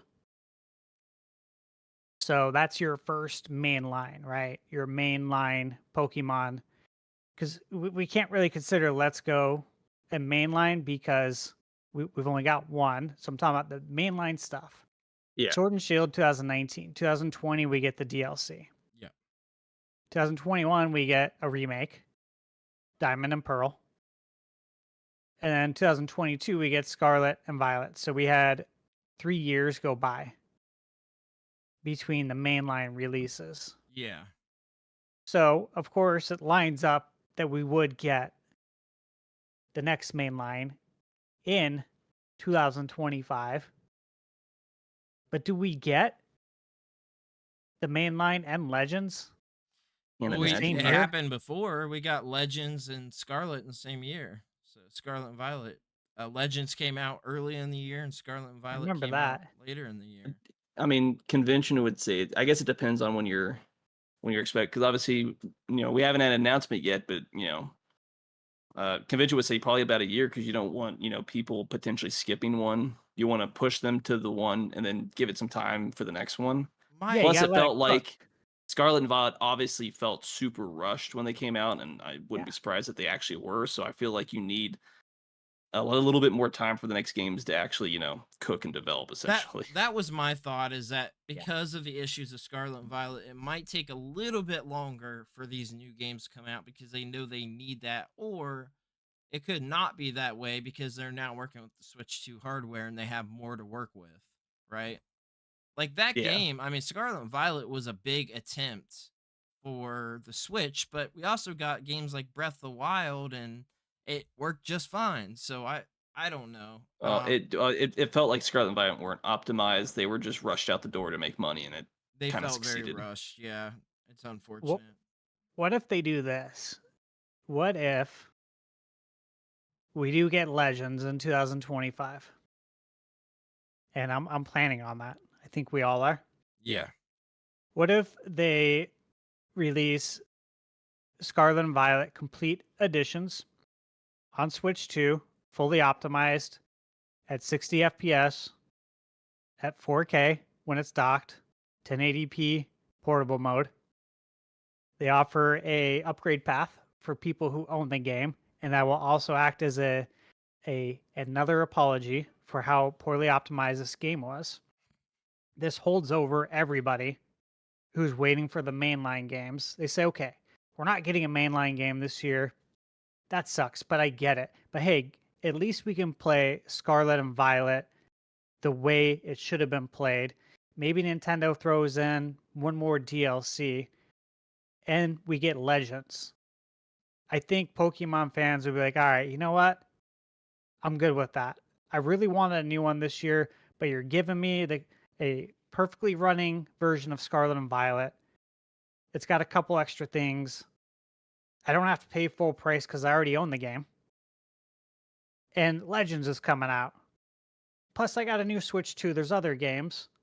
Yeah. I'm good with it coming out in 2026. I could see a scenario like that because I do think there are a lot of Switch 1 games that personally were being developed for Oh yeah. Switch 2. And the plan was to release them on Switch 2. But the plan also was to release Switch 2 in 2024 till it was internally delayed. And of course Nintendo's not went out and said that, but that is the very frequent rumor and I believe it. Yeah. I believe it because it's just logical that this should have came out this year. Do you think Not that 8 years. do you think that Nintendo goes the route that Xbox went, where playing older games optimizes that game better, getting a full 60 frames per second, getting, Yeah. a resolution patch, things like that? Do you think that's I possible? I I I I would say I don't just think it's possible. I think it's probable. And I think actually that is going to be one of the bigger selling points of the Switch 2 is that you will be able to play obviously all your Switch 1 games, but it's going to be not only is it backwards compatible, but we're going to be taking advantage of the NVIDIA DLSS technology to improve the frame rate and resolution on first party Nintendo games. And they're going to say that third party developers have all of the same tools that we have, Yeah. and they've been given the green light to do the same thing for their games. What they need to do, though, if they're going to do this, and I hope they do, and I really actually think this is going to be a selling point.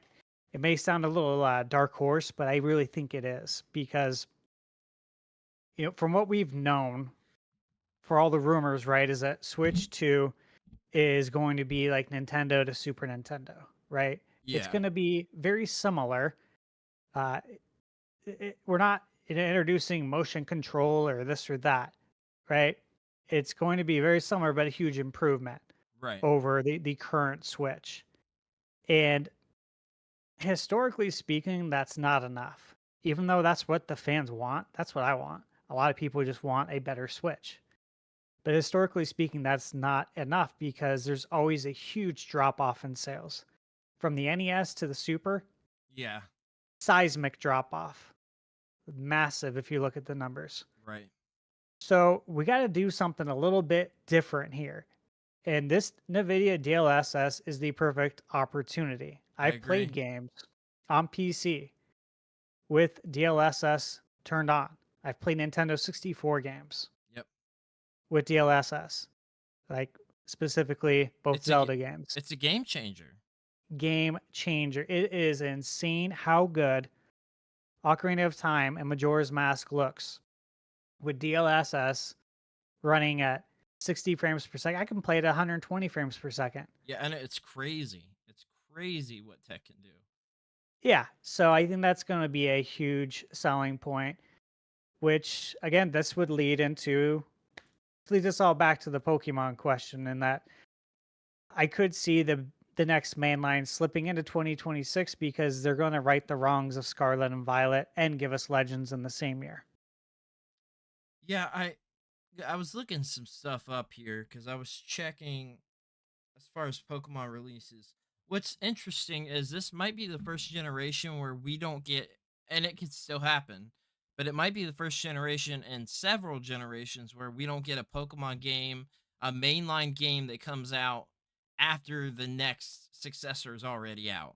So Black 2, White 2 came out when the 3DS was already out. Ultra Sun, Ultra Moon came out when the Switch was already out. Pokemon Yellow came out when, the Game Boy Color was already out. This might be one of the first. I can't think of any other generations where that. Maybe. Did Fire Red and Leaf Green come out after the DS came out? I can't remember that. That might be the only generation that wasn't the case. But No, it didn't. That came out in 2004. okay, so that must be the only generation because the past several the games have came out after the next console's out, and for good reason, because the install base is huge already. Yeah. Um, Yeah. so I'm interested to see what the move is with the Pokemon Company on all this because I don't think we're getting another mainline game, after the Switch 2 is out for Switch 1. Um, and I really don't know what they have up their sleeve because Scarlet and Violet, the sales weren't great, right? Compared to other Pokemon games. They were still good, but they weren't great compared to normal Pokemon sales. I think that's what we may have talked about before, Mark. I can't remember. I'd have to pull it up. Okay. But I yeah, would say I could see a scenario where if they do release a Pokemon game outside of Legends in year one, that it could be another Let's Go or a remake. I So want maybe not Scarlet and Violet, but hey, maybe they do a Let's Go something else because Gold and that's how they Silver. started.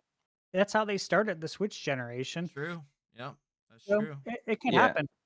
So I just want to say for that, Scarlet and Violet have sold just shy of 25 million copies. It's the third best-selling Oh, okay. pair of games behind Sword and Shield, and then Red, Blue, and Green. Oh, wow. Okay. So Yeah. it's one of Yeah, the better-selling games. it'll probably pass it, right? Yeah, I probably presume. will. Because Yeah. yeah, I'm looking at the numbers. Those are as of March 2024, and I gotta imagine after this holiday season, it's going to be able to pass Sword and Shield. Yeah, Sword and Shield sitting at about just over 26 million, roughly. Interesting. Yeah. Because I Impressive. was looking at that as well. Yeah. I know I'd be it's interested to see what they do, honestly.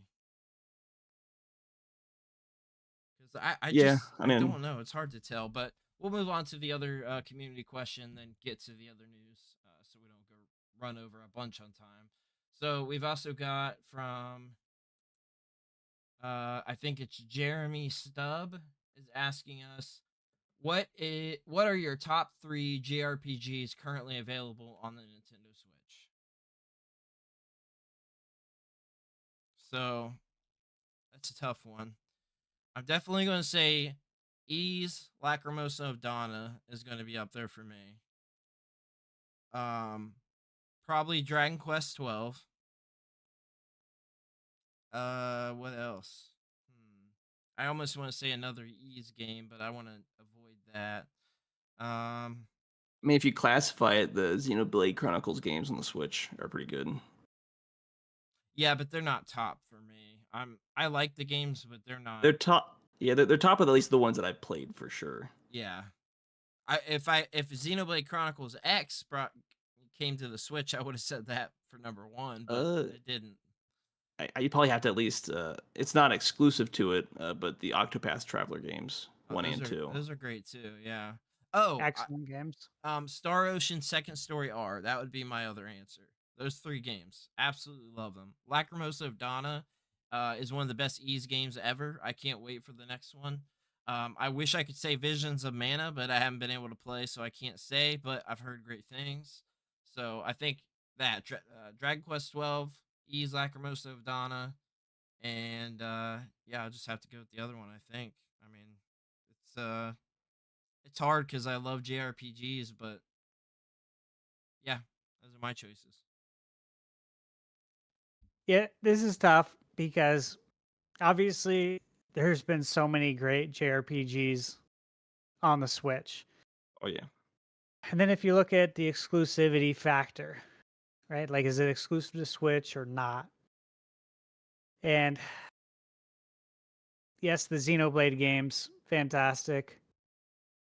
I would say, God, all the Paper Marios we've got, it was, and I know that it's an old game, but playing back through the Thousand Year Door, getting Super Mario RPG, Yeah, which is one of my favorite RPGs of all I time, was probably would have special. put that up there. Yeah, but Yeah, so we got that. The Star Ocean has had a good representation. Uh, of course, the most recent Star Ocean remake, but that's also on PlayStation. Excellent games, and again, uh, Octopath Traveler 1 and 2, excellent games, but also on other consoles. yeah. You can even say games like the Grandia Oh, HD remasters, yeah. Grandia 1 and 2, phenomenal games. Loved them back in the day. At the Persona games, there's a lot of great games. All the E's, I have them as well. Even you can say even Collection of Mana and Trials of Mana. Yep, those are good ones too. Those, yeah, those are excellent games to have in your collection. Live Alive, but again, that's also on PlayStation.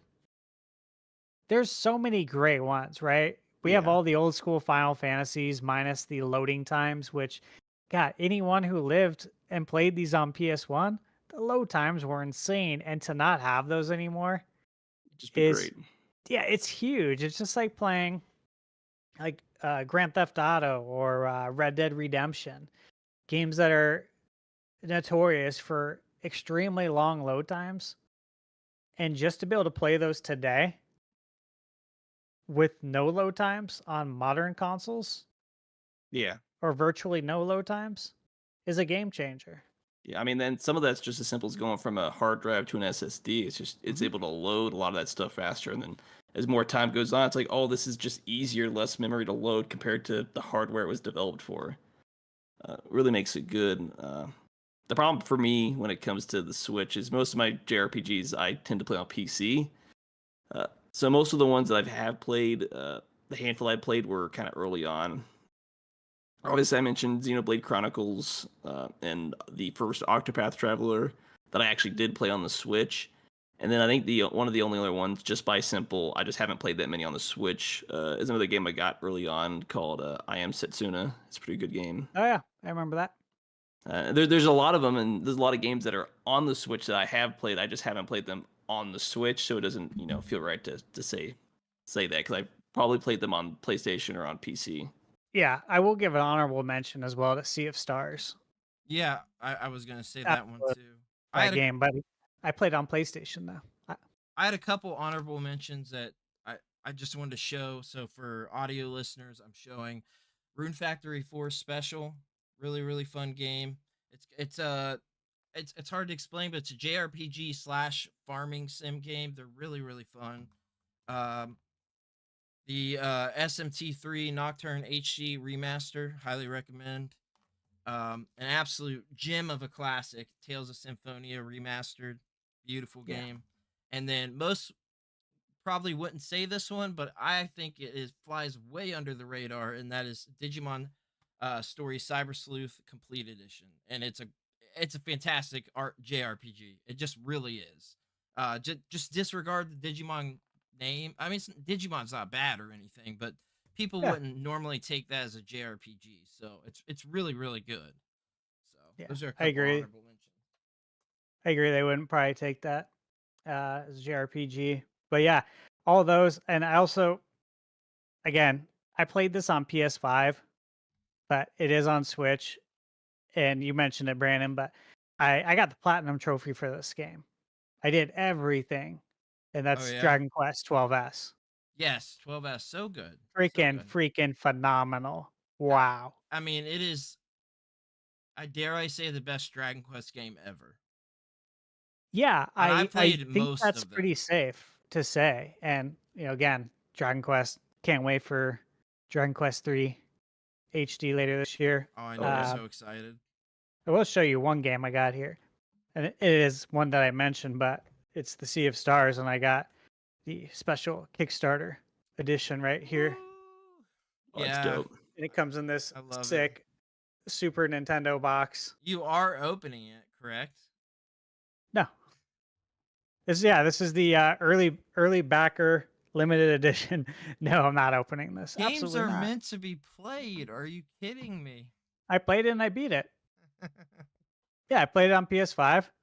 I have one trophy left to get the platinum, but it requires a second playthrough, and I'm not going to say anything else for Dude, for spoiler reasons. But I will be returning back to this when the DLC comes out doesn't that DLC look so awesome next though? year.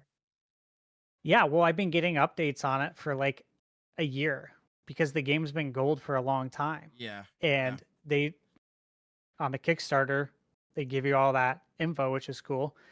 And it's from what I've heard from the developers, it's going to be massive, Yeah, that's what I've like heard too. massive size DLC. I've heard too. A friend of mine backed it as well, and he said it was supposed to be a pretty big DLC. Mark, have you played Sea of Stars yet? No, it's on my list, but I have not got around to playing it. I put it to the top of your list because I'm telling you, the game it'll blow you away. It's absolutely amazing. It Yeah, truly is like a gem of a game. Like it's a love letter to the Super Nintendo era. it really is, and like you love the Super Nintendo, Mark. So like RPG like Oh that, yeah. I think will definitely you'll be in for a treat for sure. They got a lot of inspiration from Chrono Trigger. They actually brought on one of the composers from Yes. Chrono Trigger. Yep. That game needs a remaster or remake. HD 2D treatment Well, is it Yeah, it perfect did get the for that DS game. game. Let's be fair, it got the DS game, but that's not enough. No. Yeah, we need HD 2D. Give it the same treatment you're giving Dragon Quest right now. It would be perfect. There's a whole list of games that need that, but we're getting one next year. Yeah. The Suikoden games, or as they say, Tweak it Suikoden. in. I like to call it Suikoden because that's what I've always called it. So, Yeah. not trying to act like I've called it that. I always called it wrong, I guess. But also the Final Fantasy Pixel remasters, that line for Switch. I mean, if you haven't played these Yeah. games, that is the best way to play them. You can buy them digitally, but phenomenal games. I mean, Final Fantasy 6 or 3, as we call it here in the States. That's one of the best RPGs I've ever played. I will say I don't normally get like jealous about things or whatever, but I am very jealous that you got that collector's edition because had I been awake like 20 minutes longer, I would have got that 3 in the morning tweet that came out. You want to hear how I got it? How'd you get it? I'll tell it quick. So Lady and I were up in Sedona, Arizona, not far from where I live. Yeah. And when it's time to go home, like when you're on a trip and you're driving and you're leaving Yeah. that day, when I know I'm leaving that day, I like to get up really early. Like Yeah. I was up at like I think 3:30. She's still sleeping. She's like, "What are you doing?" I'm like, "Getting loaded up, loading up the car." So don't worry, you can keep sleeping. I'll get everything done because I want to go home and play video games. I got stuff I want to do. Right? Yeah. I want to get the laundry done. I want to get everything done, so I'm not behind on anything. Right. And so getting loaded up, we're heading home. It's nice and early. It's a nice morning. Say, you know what? Let's stop by Denny's. We forget we have a Denny's across the street, right? Never go So, there. so good. I love We Denny's. were so hungry, and Denny's so at we 3 a.m. Nothing beats it. right. A Waffle House, but Okay. Yeah, Waffle House for sure. But we put the order in, and God, it's so early. It's like 4 something, Nice. and I get on Twitter. I see Wario64, and I see a tweet from Square Enix about the Pixel remaster. I'm like, oh, holy shit! I'm like, this just went up. I gotta buy this right now. And I bought it immediately. And I kid you not, like 2 minutes later, as I'm sitting there in Denny's, it's sold out. Yep. I'm like, It's oh sold my out God, right. I'm so happy I got one. I was like, I hope I don't get an email like a day from now saying, your order's canceled. I mean, it makes no sense that it went live at like 3 o'clock in the morning, and None. I was up late that night. I swear it was like 20 minutes. If I would have stayed awake 20 minutes longer, I'd have seen a tweet. Yeah, and it was on a Sunday morning. Like, it Like makes no sense. people sleep in terrible. on Sunday typically, right? Yeah. Or they get up early and maybe they do something, but for the most part, people are trying to relax on Sunday. They're not waking up at 3 in the morning when they posted it. And I agree that was insane. And again, thank God I was like, I want to hurry up and get home. I'm going to load up the car and we're going to Yeah. get home because that would have never have happened. So yeah, that's how I got it. That's the story. Well, it's a good I story. got lucky. Yeah, it Good really story. is. Yeah, you, Little bit of luck. Yeah. just a little luck added in there for sure. But I definitely love it. So what do we got next, Mark? We got some PS5 Pro leaks, as well as the next state of the play. Essentially, there was leaks around the PS5 Pro being announced sometime next week, around the 10th or the 11th, Yep. and then expected later in the month, around the 19th or the 20th, to get the next state of play, which I assume they'd announce it, and the next state of play go a little bit more in depth on it. Or to essentially to say, hey, yep, this is what it is. This is when it's coming out. Price tag, essentially. Yeah. So Don't know how accurate these leaks are going to be, but it sounds like some people are fairly confident in it. I'm expecting it. I'm expecting it too. Yeah. Did you guys see the 30th anniversary logo Yes. Yeah. the I have PlayStation it put in out? the notes about. So in the background of the image, right, it's like a light gray, like the light gray PlayStation color. Yeah. And in that background picture, the PS5 Pro is in it. It's literally in it. Oh, that's I saw that. Yeah. Wait, I was listening to something about that right before the podcast. Actually, yeah, you're Yeah, right. it broke a little bit before the podcast, and yeah, it's right there in there. And look, Tokyo Game Show's at the end of the month. Okay. Yeah. This is going to be announced before Tokyo Game Show. I think TGS is Yeah. what, on the 26th? Does that sound right? Yeah. Or Yeah. I can't Yeah. remember if that was the Gamecom's date or not, but I'm pulling it up. Yeah, it's the 26th through the 29th. there you go. It's going to be announced before that. Yeah. I would guarantee it. I would put money that it would be announced before that. Yeah, I think so, and it makes sense. The timing makes sense. They want to get the holiday sales. It needs to be announced a little bit of time before. Also, here's one thing that I don't see a lot of people talk about with this. First of all, the PlayStation 5 Pro is going to be a very niche product. It's going to be for the very diehard and the tech enthusiasts, because if we look, and don't quote me on this, but I know the numbers are closely accurate. It was something like 70-30 for the PS4 versus the PS4 Pro. So like 70% of people had the PS4. They never upgraded to the Pro. And for good reason. I mean, like, really, it's only for the enthusiast who wants that little boost from the system. It does have this has a significant boost because of the PSSR and the the AI infrastructure and machine learning and things like that. So it's going to be a bigger boost than the PS4 Pro was. But at all right, let me ask you this: what do you guys think the price point of this is going to be? $500-$600 probably. See, I'm I think thinking it's going to 700. be I think it's going to be 600 for the digital edition, and it's going to be either 700 for the edition with the disk drive, or there's only one model, one SKU, and it's digital, and you can buy the disk drive add-on that they already have for sale Yeah. right now. Any of the digital owners can go buy it. That would be the streamlined way to do it, Yeah. and probably the most cost effective instead of uh, kind of dividing your user base. Yeah. And you have to I pay for that extra SKU. It takes up more space does. at Yeah. retail. So, It does. You got to print different stuff on the box. yep. Like there's factors that go into it, and of course you don't want to confuse the consumers either. Uh, so I'm expecting, yeah, a high price tag. But the thing with the PS4 Pro, right, guys, the selling point was that PS4 couldn't output in 4K. PS4 Pro could. Yes. So Sony didn't Well, anticipate the technically. adoption. Yeah, they didn't. Yeah, checkerboard 4K, but yeah, they didn't anticipate the adoption, the mass adoption of 4K TVs to happen so quickly. Right. So they had to sort of scramble and say, "Hey, we're going to do this Pro edition." So the PS4 Pro was born out of 4K TVs selling quicker than they would have ever thought, because this is how you get 4K and this is how you get HDR, because HDR was not in the PS4.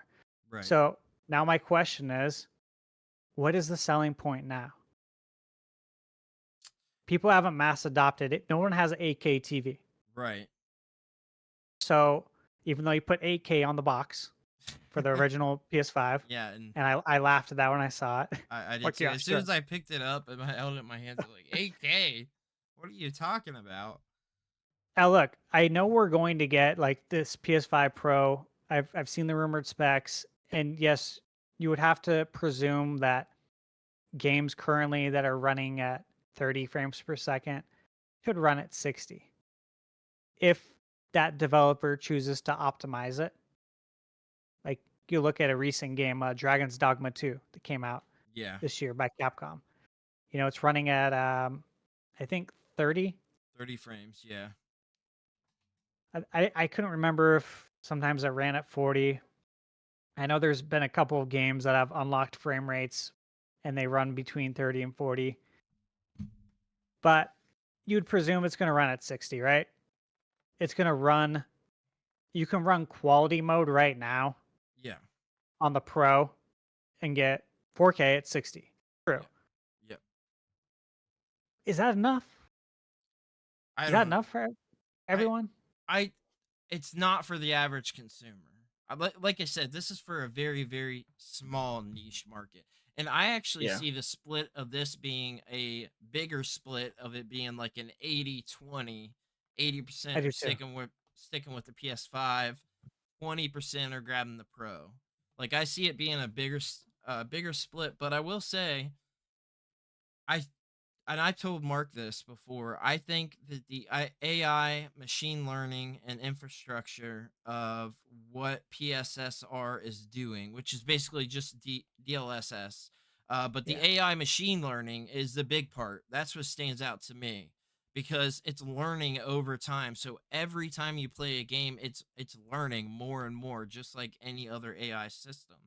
So I think that that is a way bigger improvement to a console than most people think. Um, whether You're it right. just whether it justifies upgrading from a PS5 to that, I can't say that. But if Yeah. you don't have a PS5, then grab that model.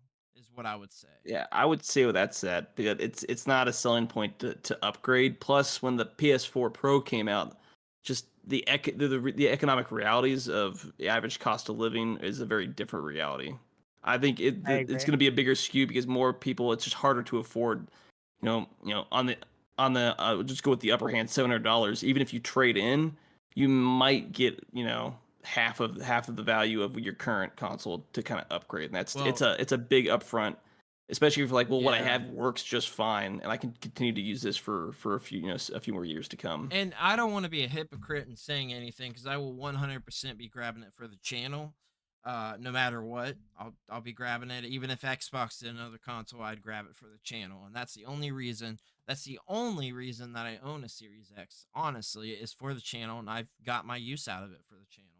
And if you have your business, it's a tax write-off, so I really don't have to worry about it at the end of the day.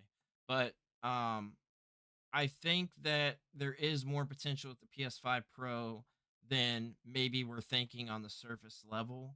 I just don't I just don't know that it's going to get taken advantage of this generation. That's the problem. I don't Yeah. know if in the next what do we got? 4 years max until I the mean, next max, because this November is 4 years for PS5. Yeah, It's so going we on the got fourth year. 4 years max until PS6. So is that enough time for this AI machine learning and this PSSR to really take effect of games when most people are still going to be playing on just a regular PS5? Probably not.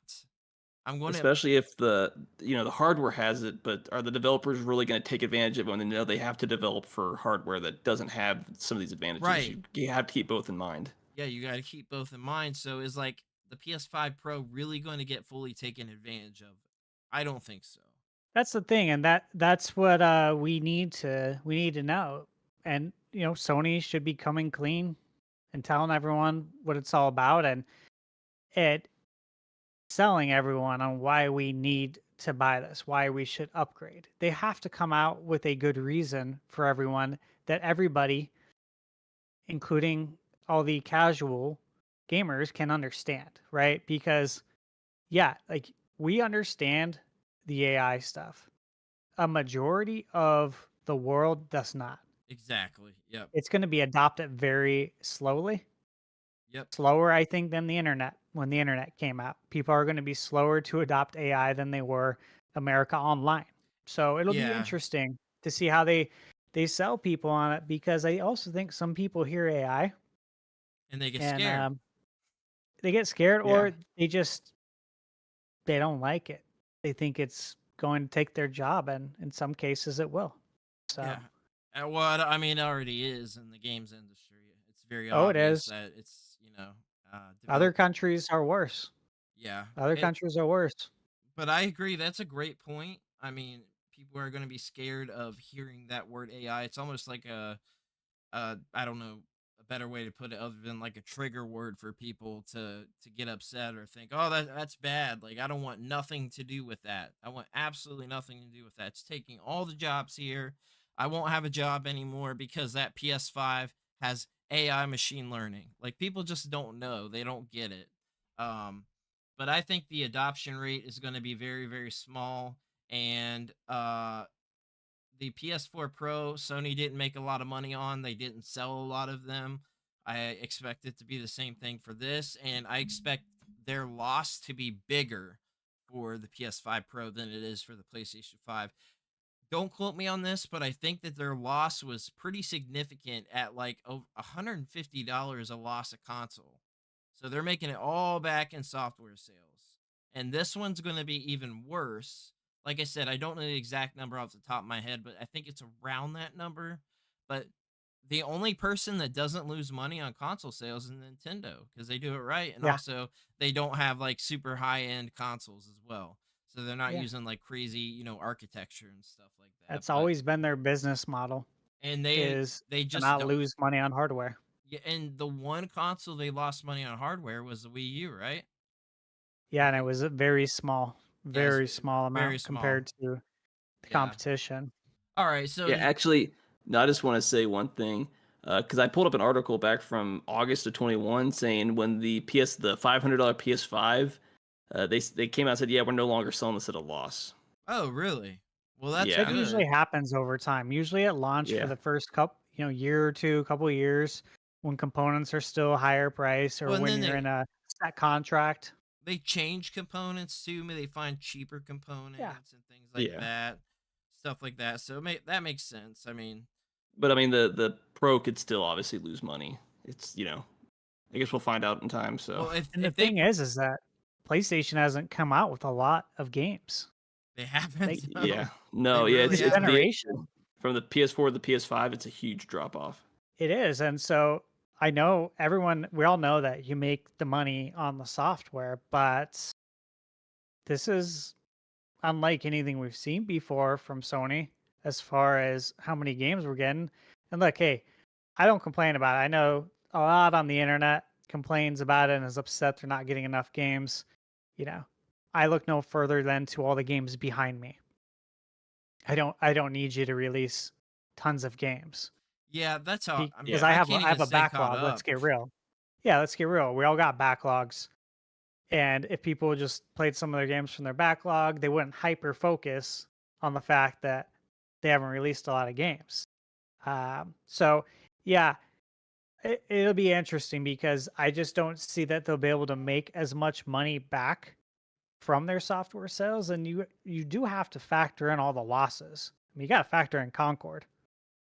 Yeah. And you got to factor in these Oh massive yeah, losses to the bottom line. yeah, 100%. I agree. So I think that's kind of where we stand with that. Next we got there's a couple of quick things. One thing I wanted to mention was Warhammer 40,000 Space Marine 2 launched today. So I don't know, or If any. it launches like in 2 or 3 days. It's Oh, the sorry. Okay. pre-order, the early access essentially launches Oh, today. I just wanted to verify okay. that. Okay, the early access launches today. Are any of you guys playing that? No, Okay. No, Well, I'm but not. I've heard great things and I wish it the best. Yeah, I might definitely. get around to it eventually, but yeah, not Uh, right now. and then a small article that we had that I thought was kind of funny. Like a Dragon Death plans to keep making games about middle-aged men. So he kind of went into like a little sort of rant on why he liked the middle-aged protagonists. Basically saying like the character has more character development, more life experience, and kind of dives into all of that with why he's picking like middle-aged men who are experienced, and it makes more sense than picking like a younger person who has no experience and things like that. So kind of goes into that. It's a Japanese developer, and I think it's pretty interesting. So I thought Not it your was a pretty standard 14-year-old anime pro tag. Exactly. I like yeah. it. I I like the like this difference. direction. No, Yeah, I agree. I like it, especially as we get older, right? Like we don't really want to play a game where we're playing as like an 18-year-old kid anymore. I mean, there are games I play, but it's like I don't necessarily want to, but Brandon's Yeah, I confirmed he's like never this. playing Zelda again. I was just thinking Zelda as well. thanks a lot. Uh, so we got what else do we got here? I I know we guess kind of mentioned it about the Tokyo Game Show stuff. Was that where you were going to head towards the next one? I was trying to look over because we talked about some of this. Go ahead, Yeah. Tokyo Game Show. Go ahead. No, yeah. It's been officially announced Xbox is doing their broadcast on the 26th of September during the Tokyo Game Show, essentially. We have confirmation on their next, Oh live stream, yes, essentially. yes, yeah, which is It's good. them. Yeah, they're bringing in some of their studios. They said it was scheduled for 7 p.m. local time, Japan Standard Time. That is about 6 a.m. Eastern Standard Time the next day. That'd be 3 a.m. Pacific Standard Time. So either you're going to get up real early or you're going to be watching it back after the fact. I'm sure most people are not going to be watching that live. Yeah, it's Uh, it's a weird time, but I hope that we get some good stuff from Xbox because they need it. They've been under a lot of heat here lately, so Yeah, I um think some of the studios that are supposed to announce some stuff, they've got Xbox Game Studios, Activision, Blizzard, Bethesda, and then obviously some more third-party partners from across Asia is what was listed. Who's he gonna be announcing? Games obviously. So awesome, right on. It'd Well, be interesting. yeah, it'd I be good mean, to yeah, see. I mean, you know, I'm an Xbox fan, so I want to see him do well, but like the direction they've been in is not good.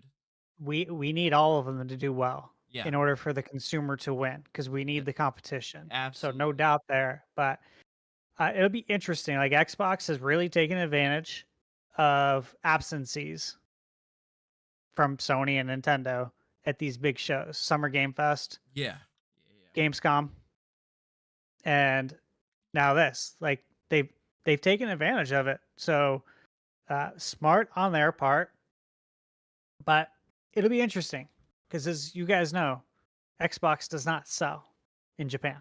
yeah, yeah. It Yeah. doesn't. And this Yep. is the Tokyo Game Show. They've sold apparently as of July 2024, there were around 600,000 total Yeah, that's crazy. in Japan. That's crazy.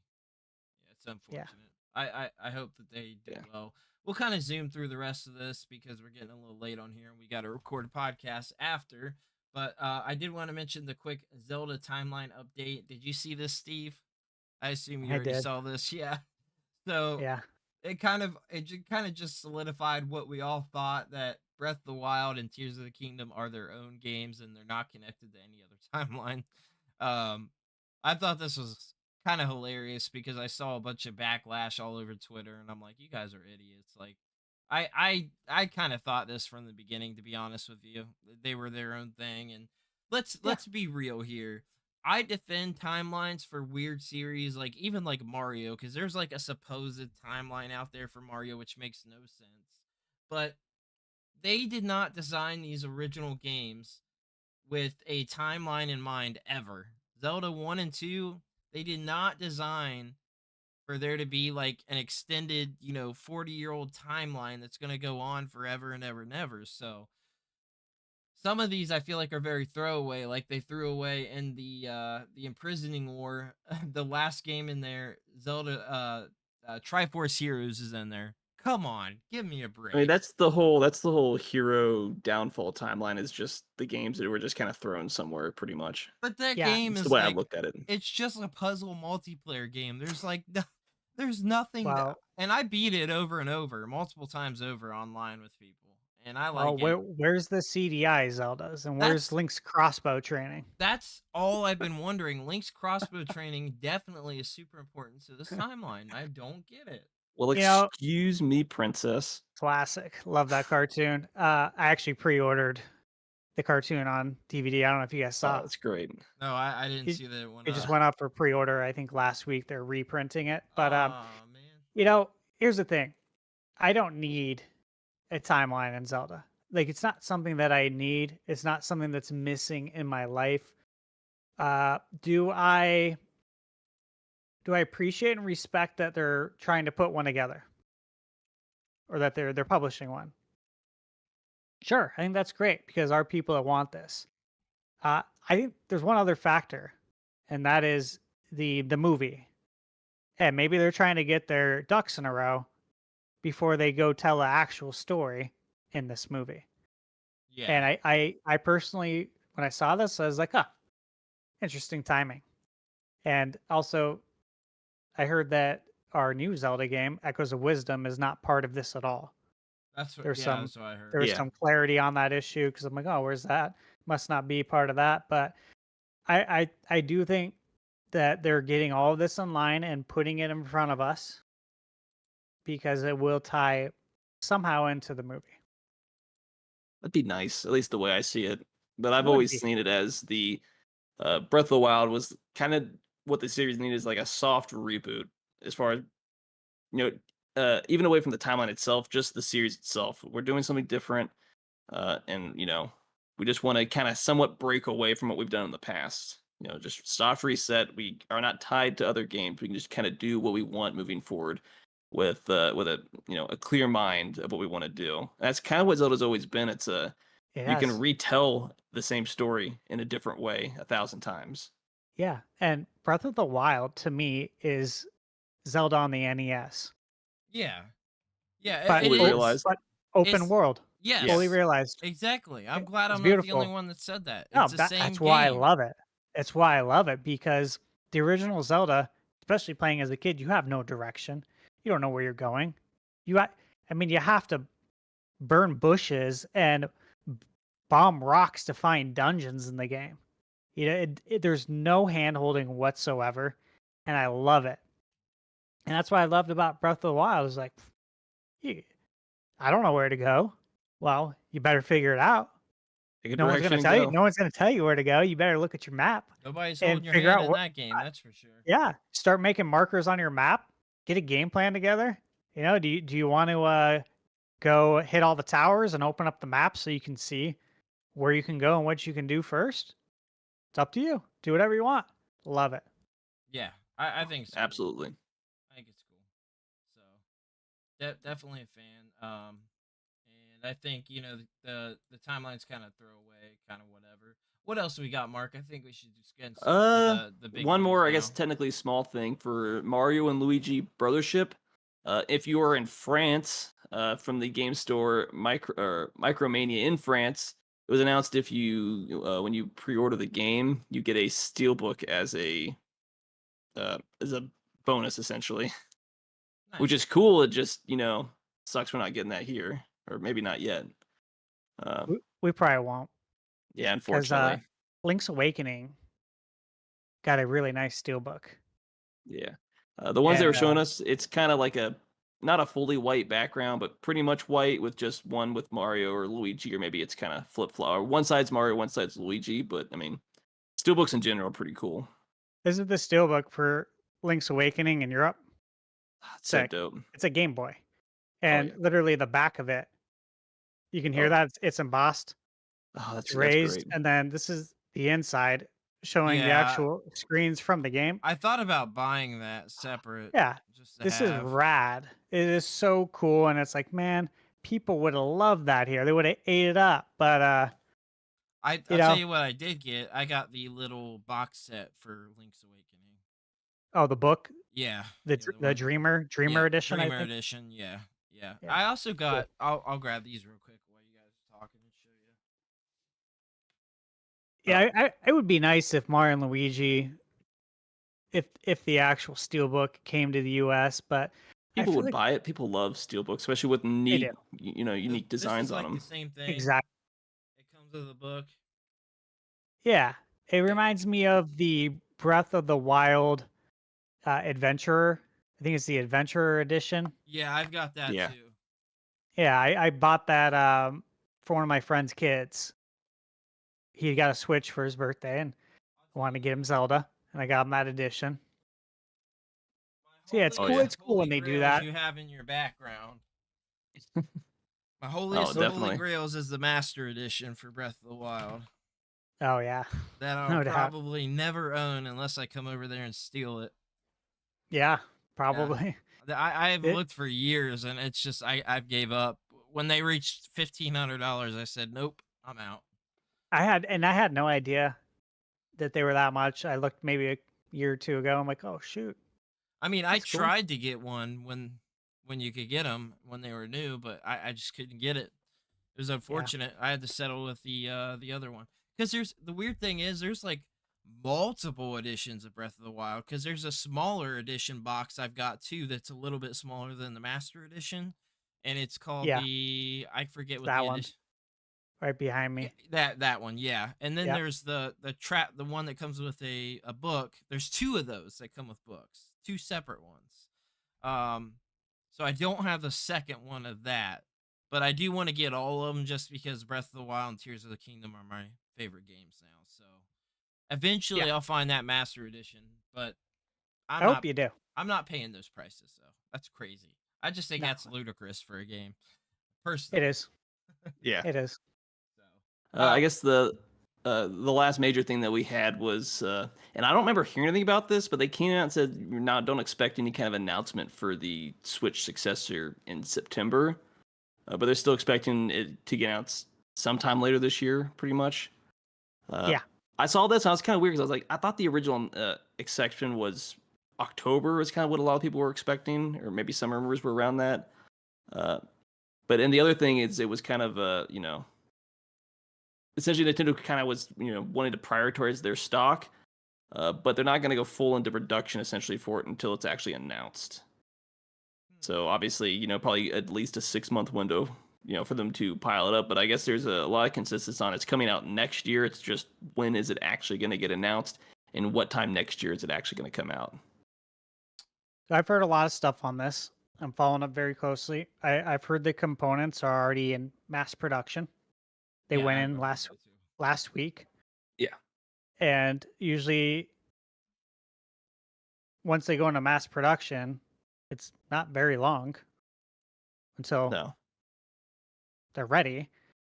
And you guys know, like Nintendo, they're logistics experts and they're bottom line experts. Yeah. They know how to squeeze every cent out of everything they do.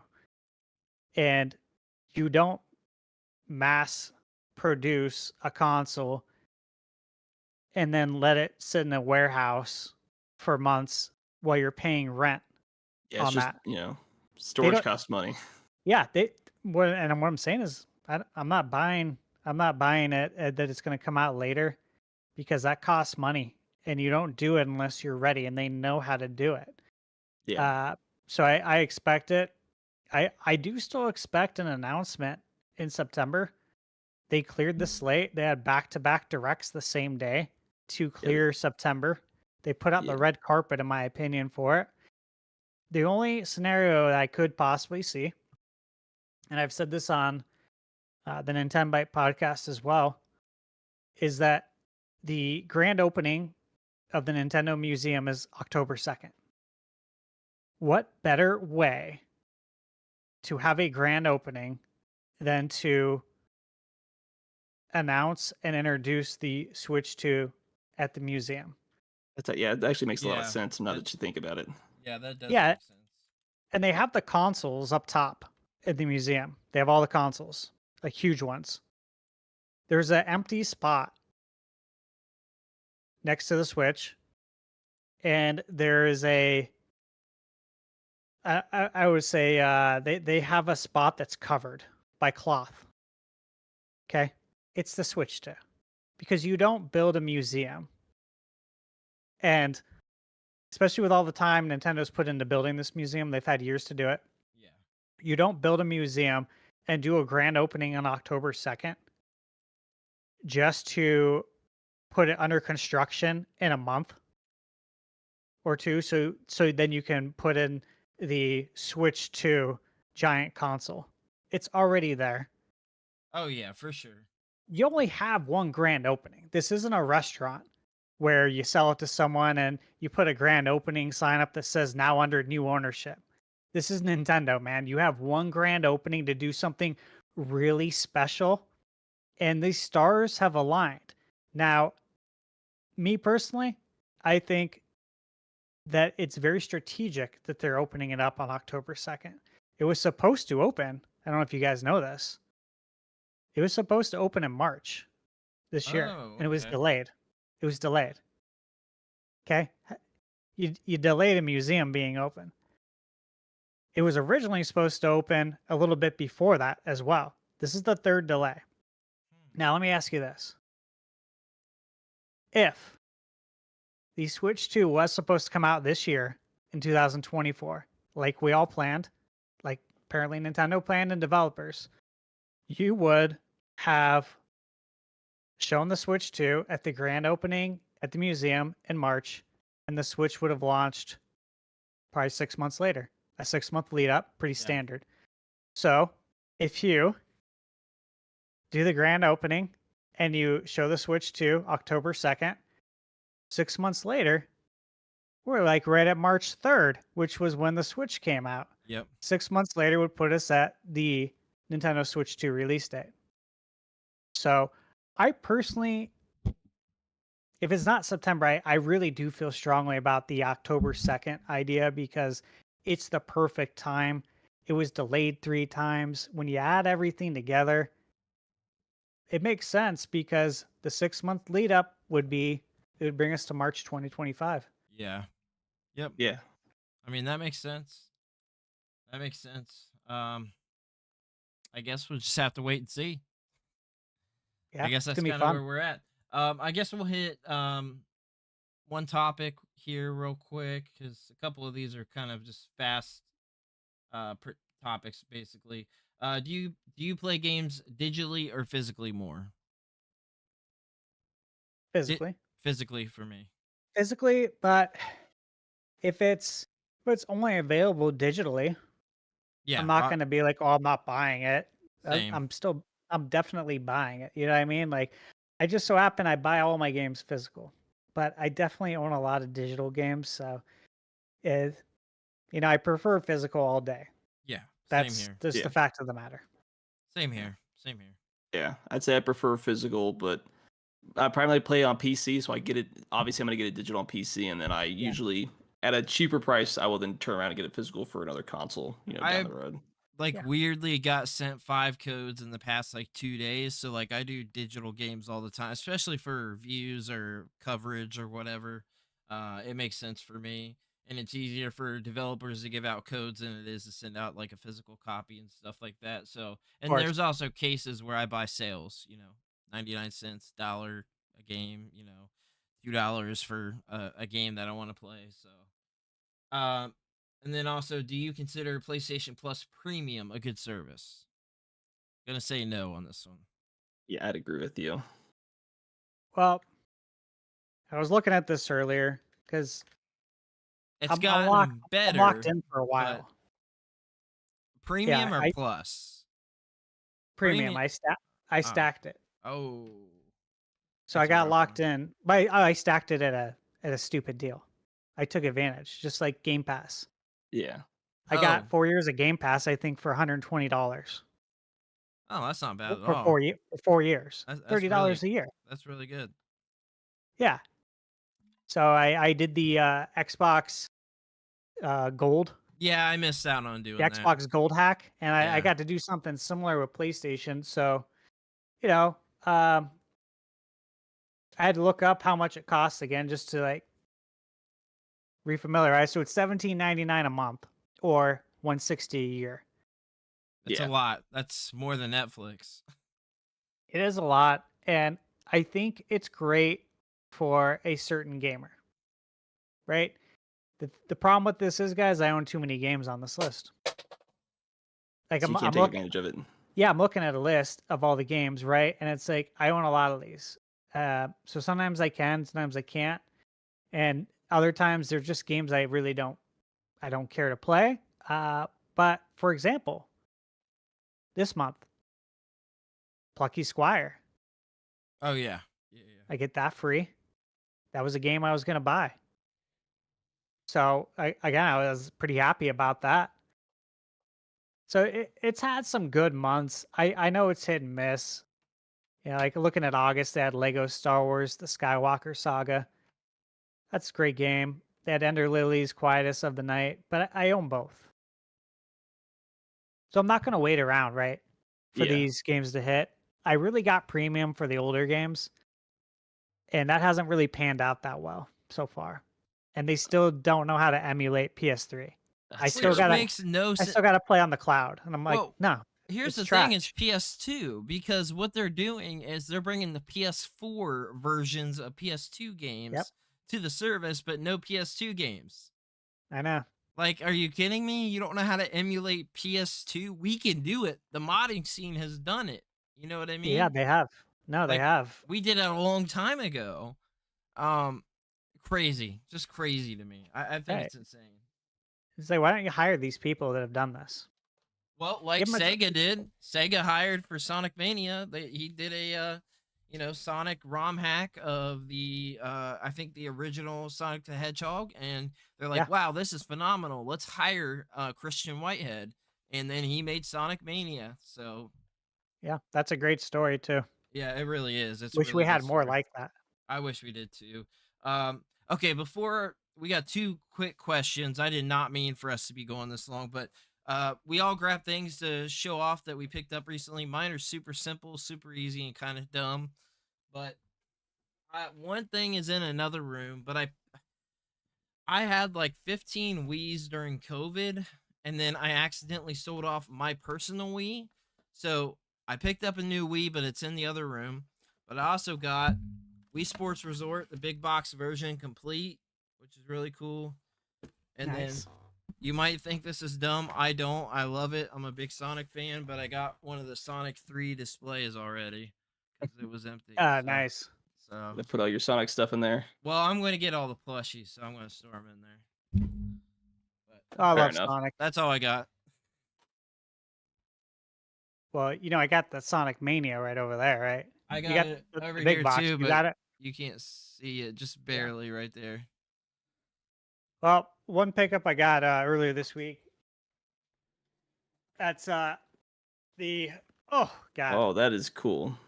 This is the Oh Lego no, you did not. the Lego Legend of Zelda Great Deku Tree. So of course this is the OOT, the 𝐓𝐡 version, as they call it. I am so jealous. Oh my And gosh. Breath of the Wild there, and then here's a couple other pickups I got in. Have you guys played RoboCop? Absolutely, City? it's freaking phenomenal. Yeah, I'm looking forward to playing this. This should So be a good. fun one. Oh yeah. We got Doom Eternal for Switch Steelbook Edition. Oh, that's cool. Is that limited no. run? Yeah, Yeah. limited run. Cool. Persona 4 Golden, Nice. Classic. Can't go wrong there. limited run as well. This is a great game right here. Astalon, Tears of the Earth. I haven't heard of that one. Excellent Metroidvania. It's also on PlayStation. The reviews are excellent as well. I might have to we check got- that one out. Quake 2. Classic. Then I got these just came in the mail today. So I just figured I'd show them real quick. I haven't even looked at them. We got Cosmic Fantasy Collection. Oh, that's awesome. I have that one on the way. Yeah. Yeah, Nice, I can't and wait then- for that. Felix the Cat. Yep, got that on the way too. It's actually a really good game. And then It really This- is. can you guys see that tape right there? all the no, arrows? What's it say? Yeah. This is from EA. Konami. Okay. So This it's the is the left, right, A, B, Yeah, it's A, the B, Konami start code. stuff. Yeah. Oh, okay. Sorry. Their packing tape is the Konami code. That's rad. I'll show you what's in here because I haven't opened it up yet. And I'm pretty excited. I'm gonna guess this it's is a Castlevania shirt. No. This is a game. Oh, okay. And it's a very rare variant Okay. that pretty expensive already on eBay. This is the Contra Operation Galuga Konami variant. Yeah, I'm aware of that. This is one. not the limited run. This is not the one that limited run sells. You can only get this one from the Konami store That's directly. really cool. Yeah, emulates the NES cover art. That's cool. That's dope. Did you then- like Operation Galuga? I thought it was pretty good. I did. I reviewed it on my channel, and I definitely recommended it. You know, you got to know what you're getting into Yeah.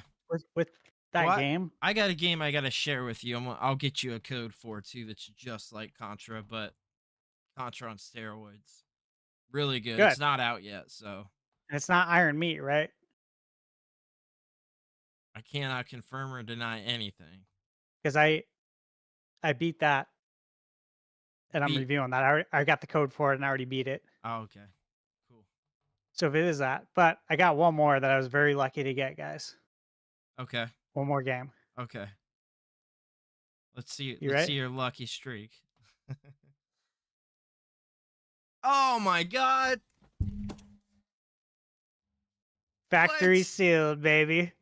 I know. Oh, why maybe you it'll be a bought it collector. too, because of the prices. Yeah, actually, I So- have it too, so I can't complain. when it was announced that Concord was being removed from the store shelves, People went nuts. I thought to myself, huh, interesting. I wonder like if I could get it right now. This is never gonna happen again. I don't foresee this ever Well- happening again, where a game is taken It has happened. completely off 2 weeks Overwatch later. 1. Oh well, not But 2 that's- weeks later. Not 2 weeks. But you know, that's a huge first party title. Yeah. Like this scenario where they spent hundreds of millions of dollars. I just never see it happening again in this respect. So I checked eBay. There's 2 copies on there at the time. One was selling for 100, another one was selling for 300. I'm like, oh, I could see what direction this is going in. I'm not trying to flip it. I'm just gonna hold on to it. This is a relic. This is a $40 turned multi-million-dollar mistake. So yeah, I was happy to get one That's because cool that I you got it. know a lot Yeah. of people tried to get it and wasn't able to, and I went on Walmart.com Yeah. and I was holding my breath thinking I was gonna get an Am email. I an idiot that I passed over the copies that were at my Walmart today? Yeah, Yeah. I mean you're not an idiot, but you should go get them. I guess I can see if they're there tomorrow and just buy them all and give them out to friends for costs or something. I'm not gonna flip them. I have no I mean, desire to. I think it's I was gonna say it's still valuable as coaster, so that's true. I know Nate, Nintendo Prime, was trying to find one, and John Evo was trying to find it, and Okay, I'll get with them and I'll go they check couldn't find tomorrow them and get anywhere. with them. And I told him, I said, I ordered it on Walmart. I said, I'll let you know if I get an email a day or two later saying it's canceled, because that's usually how it goes down. Well, yeah, I'll let But them it know didn't. that I'll go look tomorrow, and then if they're there, I'll get it for them. Yeah. All right, There you so go. I guess just the final things. I think that we had. Is that everything, Mark? Did we already go over the? no, I'm pretty sure. Okay. All right. Well, I think that's everything for this episode. Appreciate you hanging out with us. Staying a little past what we wanted to. We wanted to stop at 10, but You just hey, keep going sometimes. we had good convo. We had good convo. Don't expect Yeah. this to be the norm though when you're on. We just have good conversation when you're here. So Oh, definitely good man. I had a great time. yeah, definitely appreciate having you on. And obviously, based on the comments that we're getting on stuff, people want to continue to have you on. So that's really awesome. I'm definitely happy that people like you and that we're able to have you on and that I met you. Thanks, So man. we will be back again next Friday, of course. And next Friday is episode what? Episode The big 100. 100. And we don't know what we're doing yet, but we're doing something for it. So we'll be live, like I said, again, Friday for episode 100. Don't know what we're doing yet. Be sure to follow on all the socials. Drop a sub, hit that bell notification, likes, comments, all that stuff helps. And we'll see y'all later. See everybody.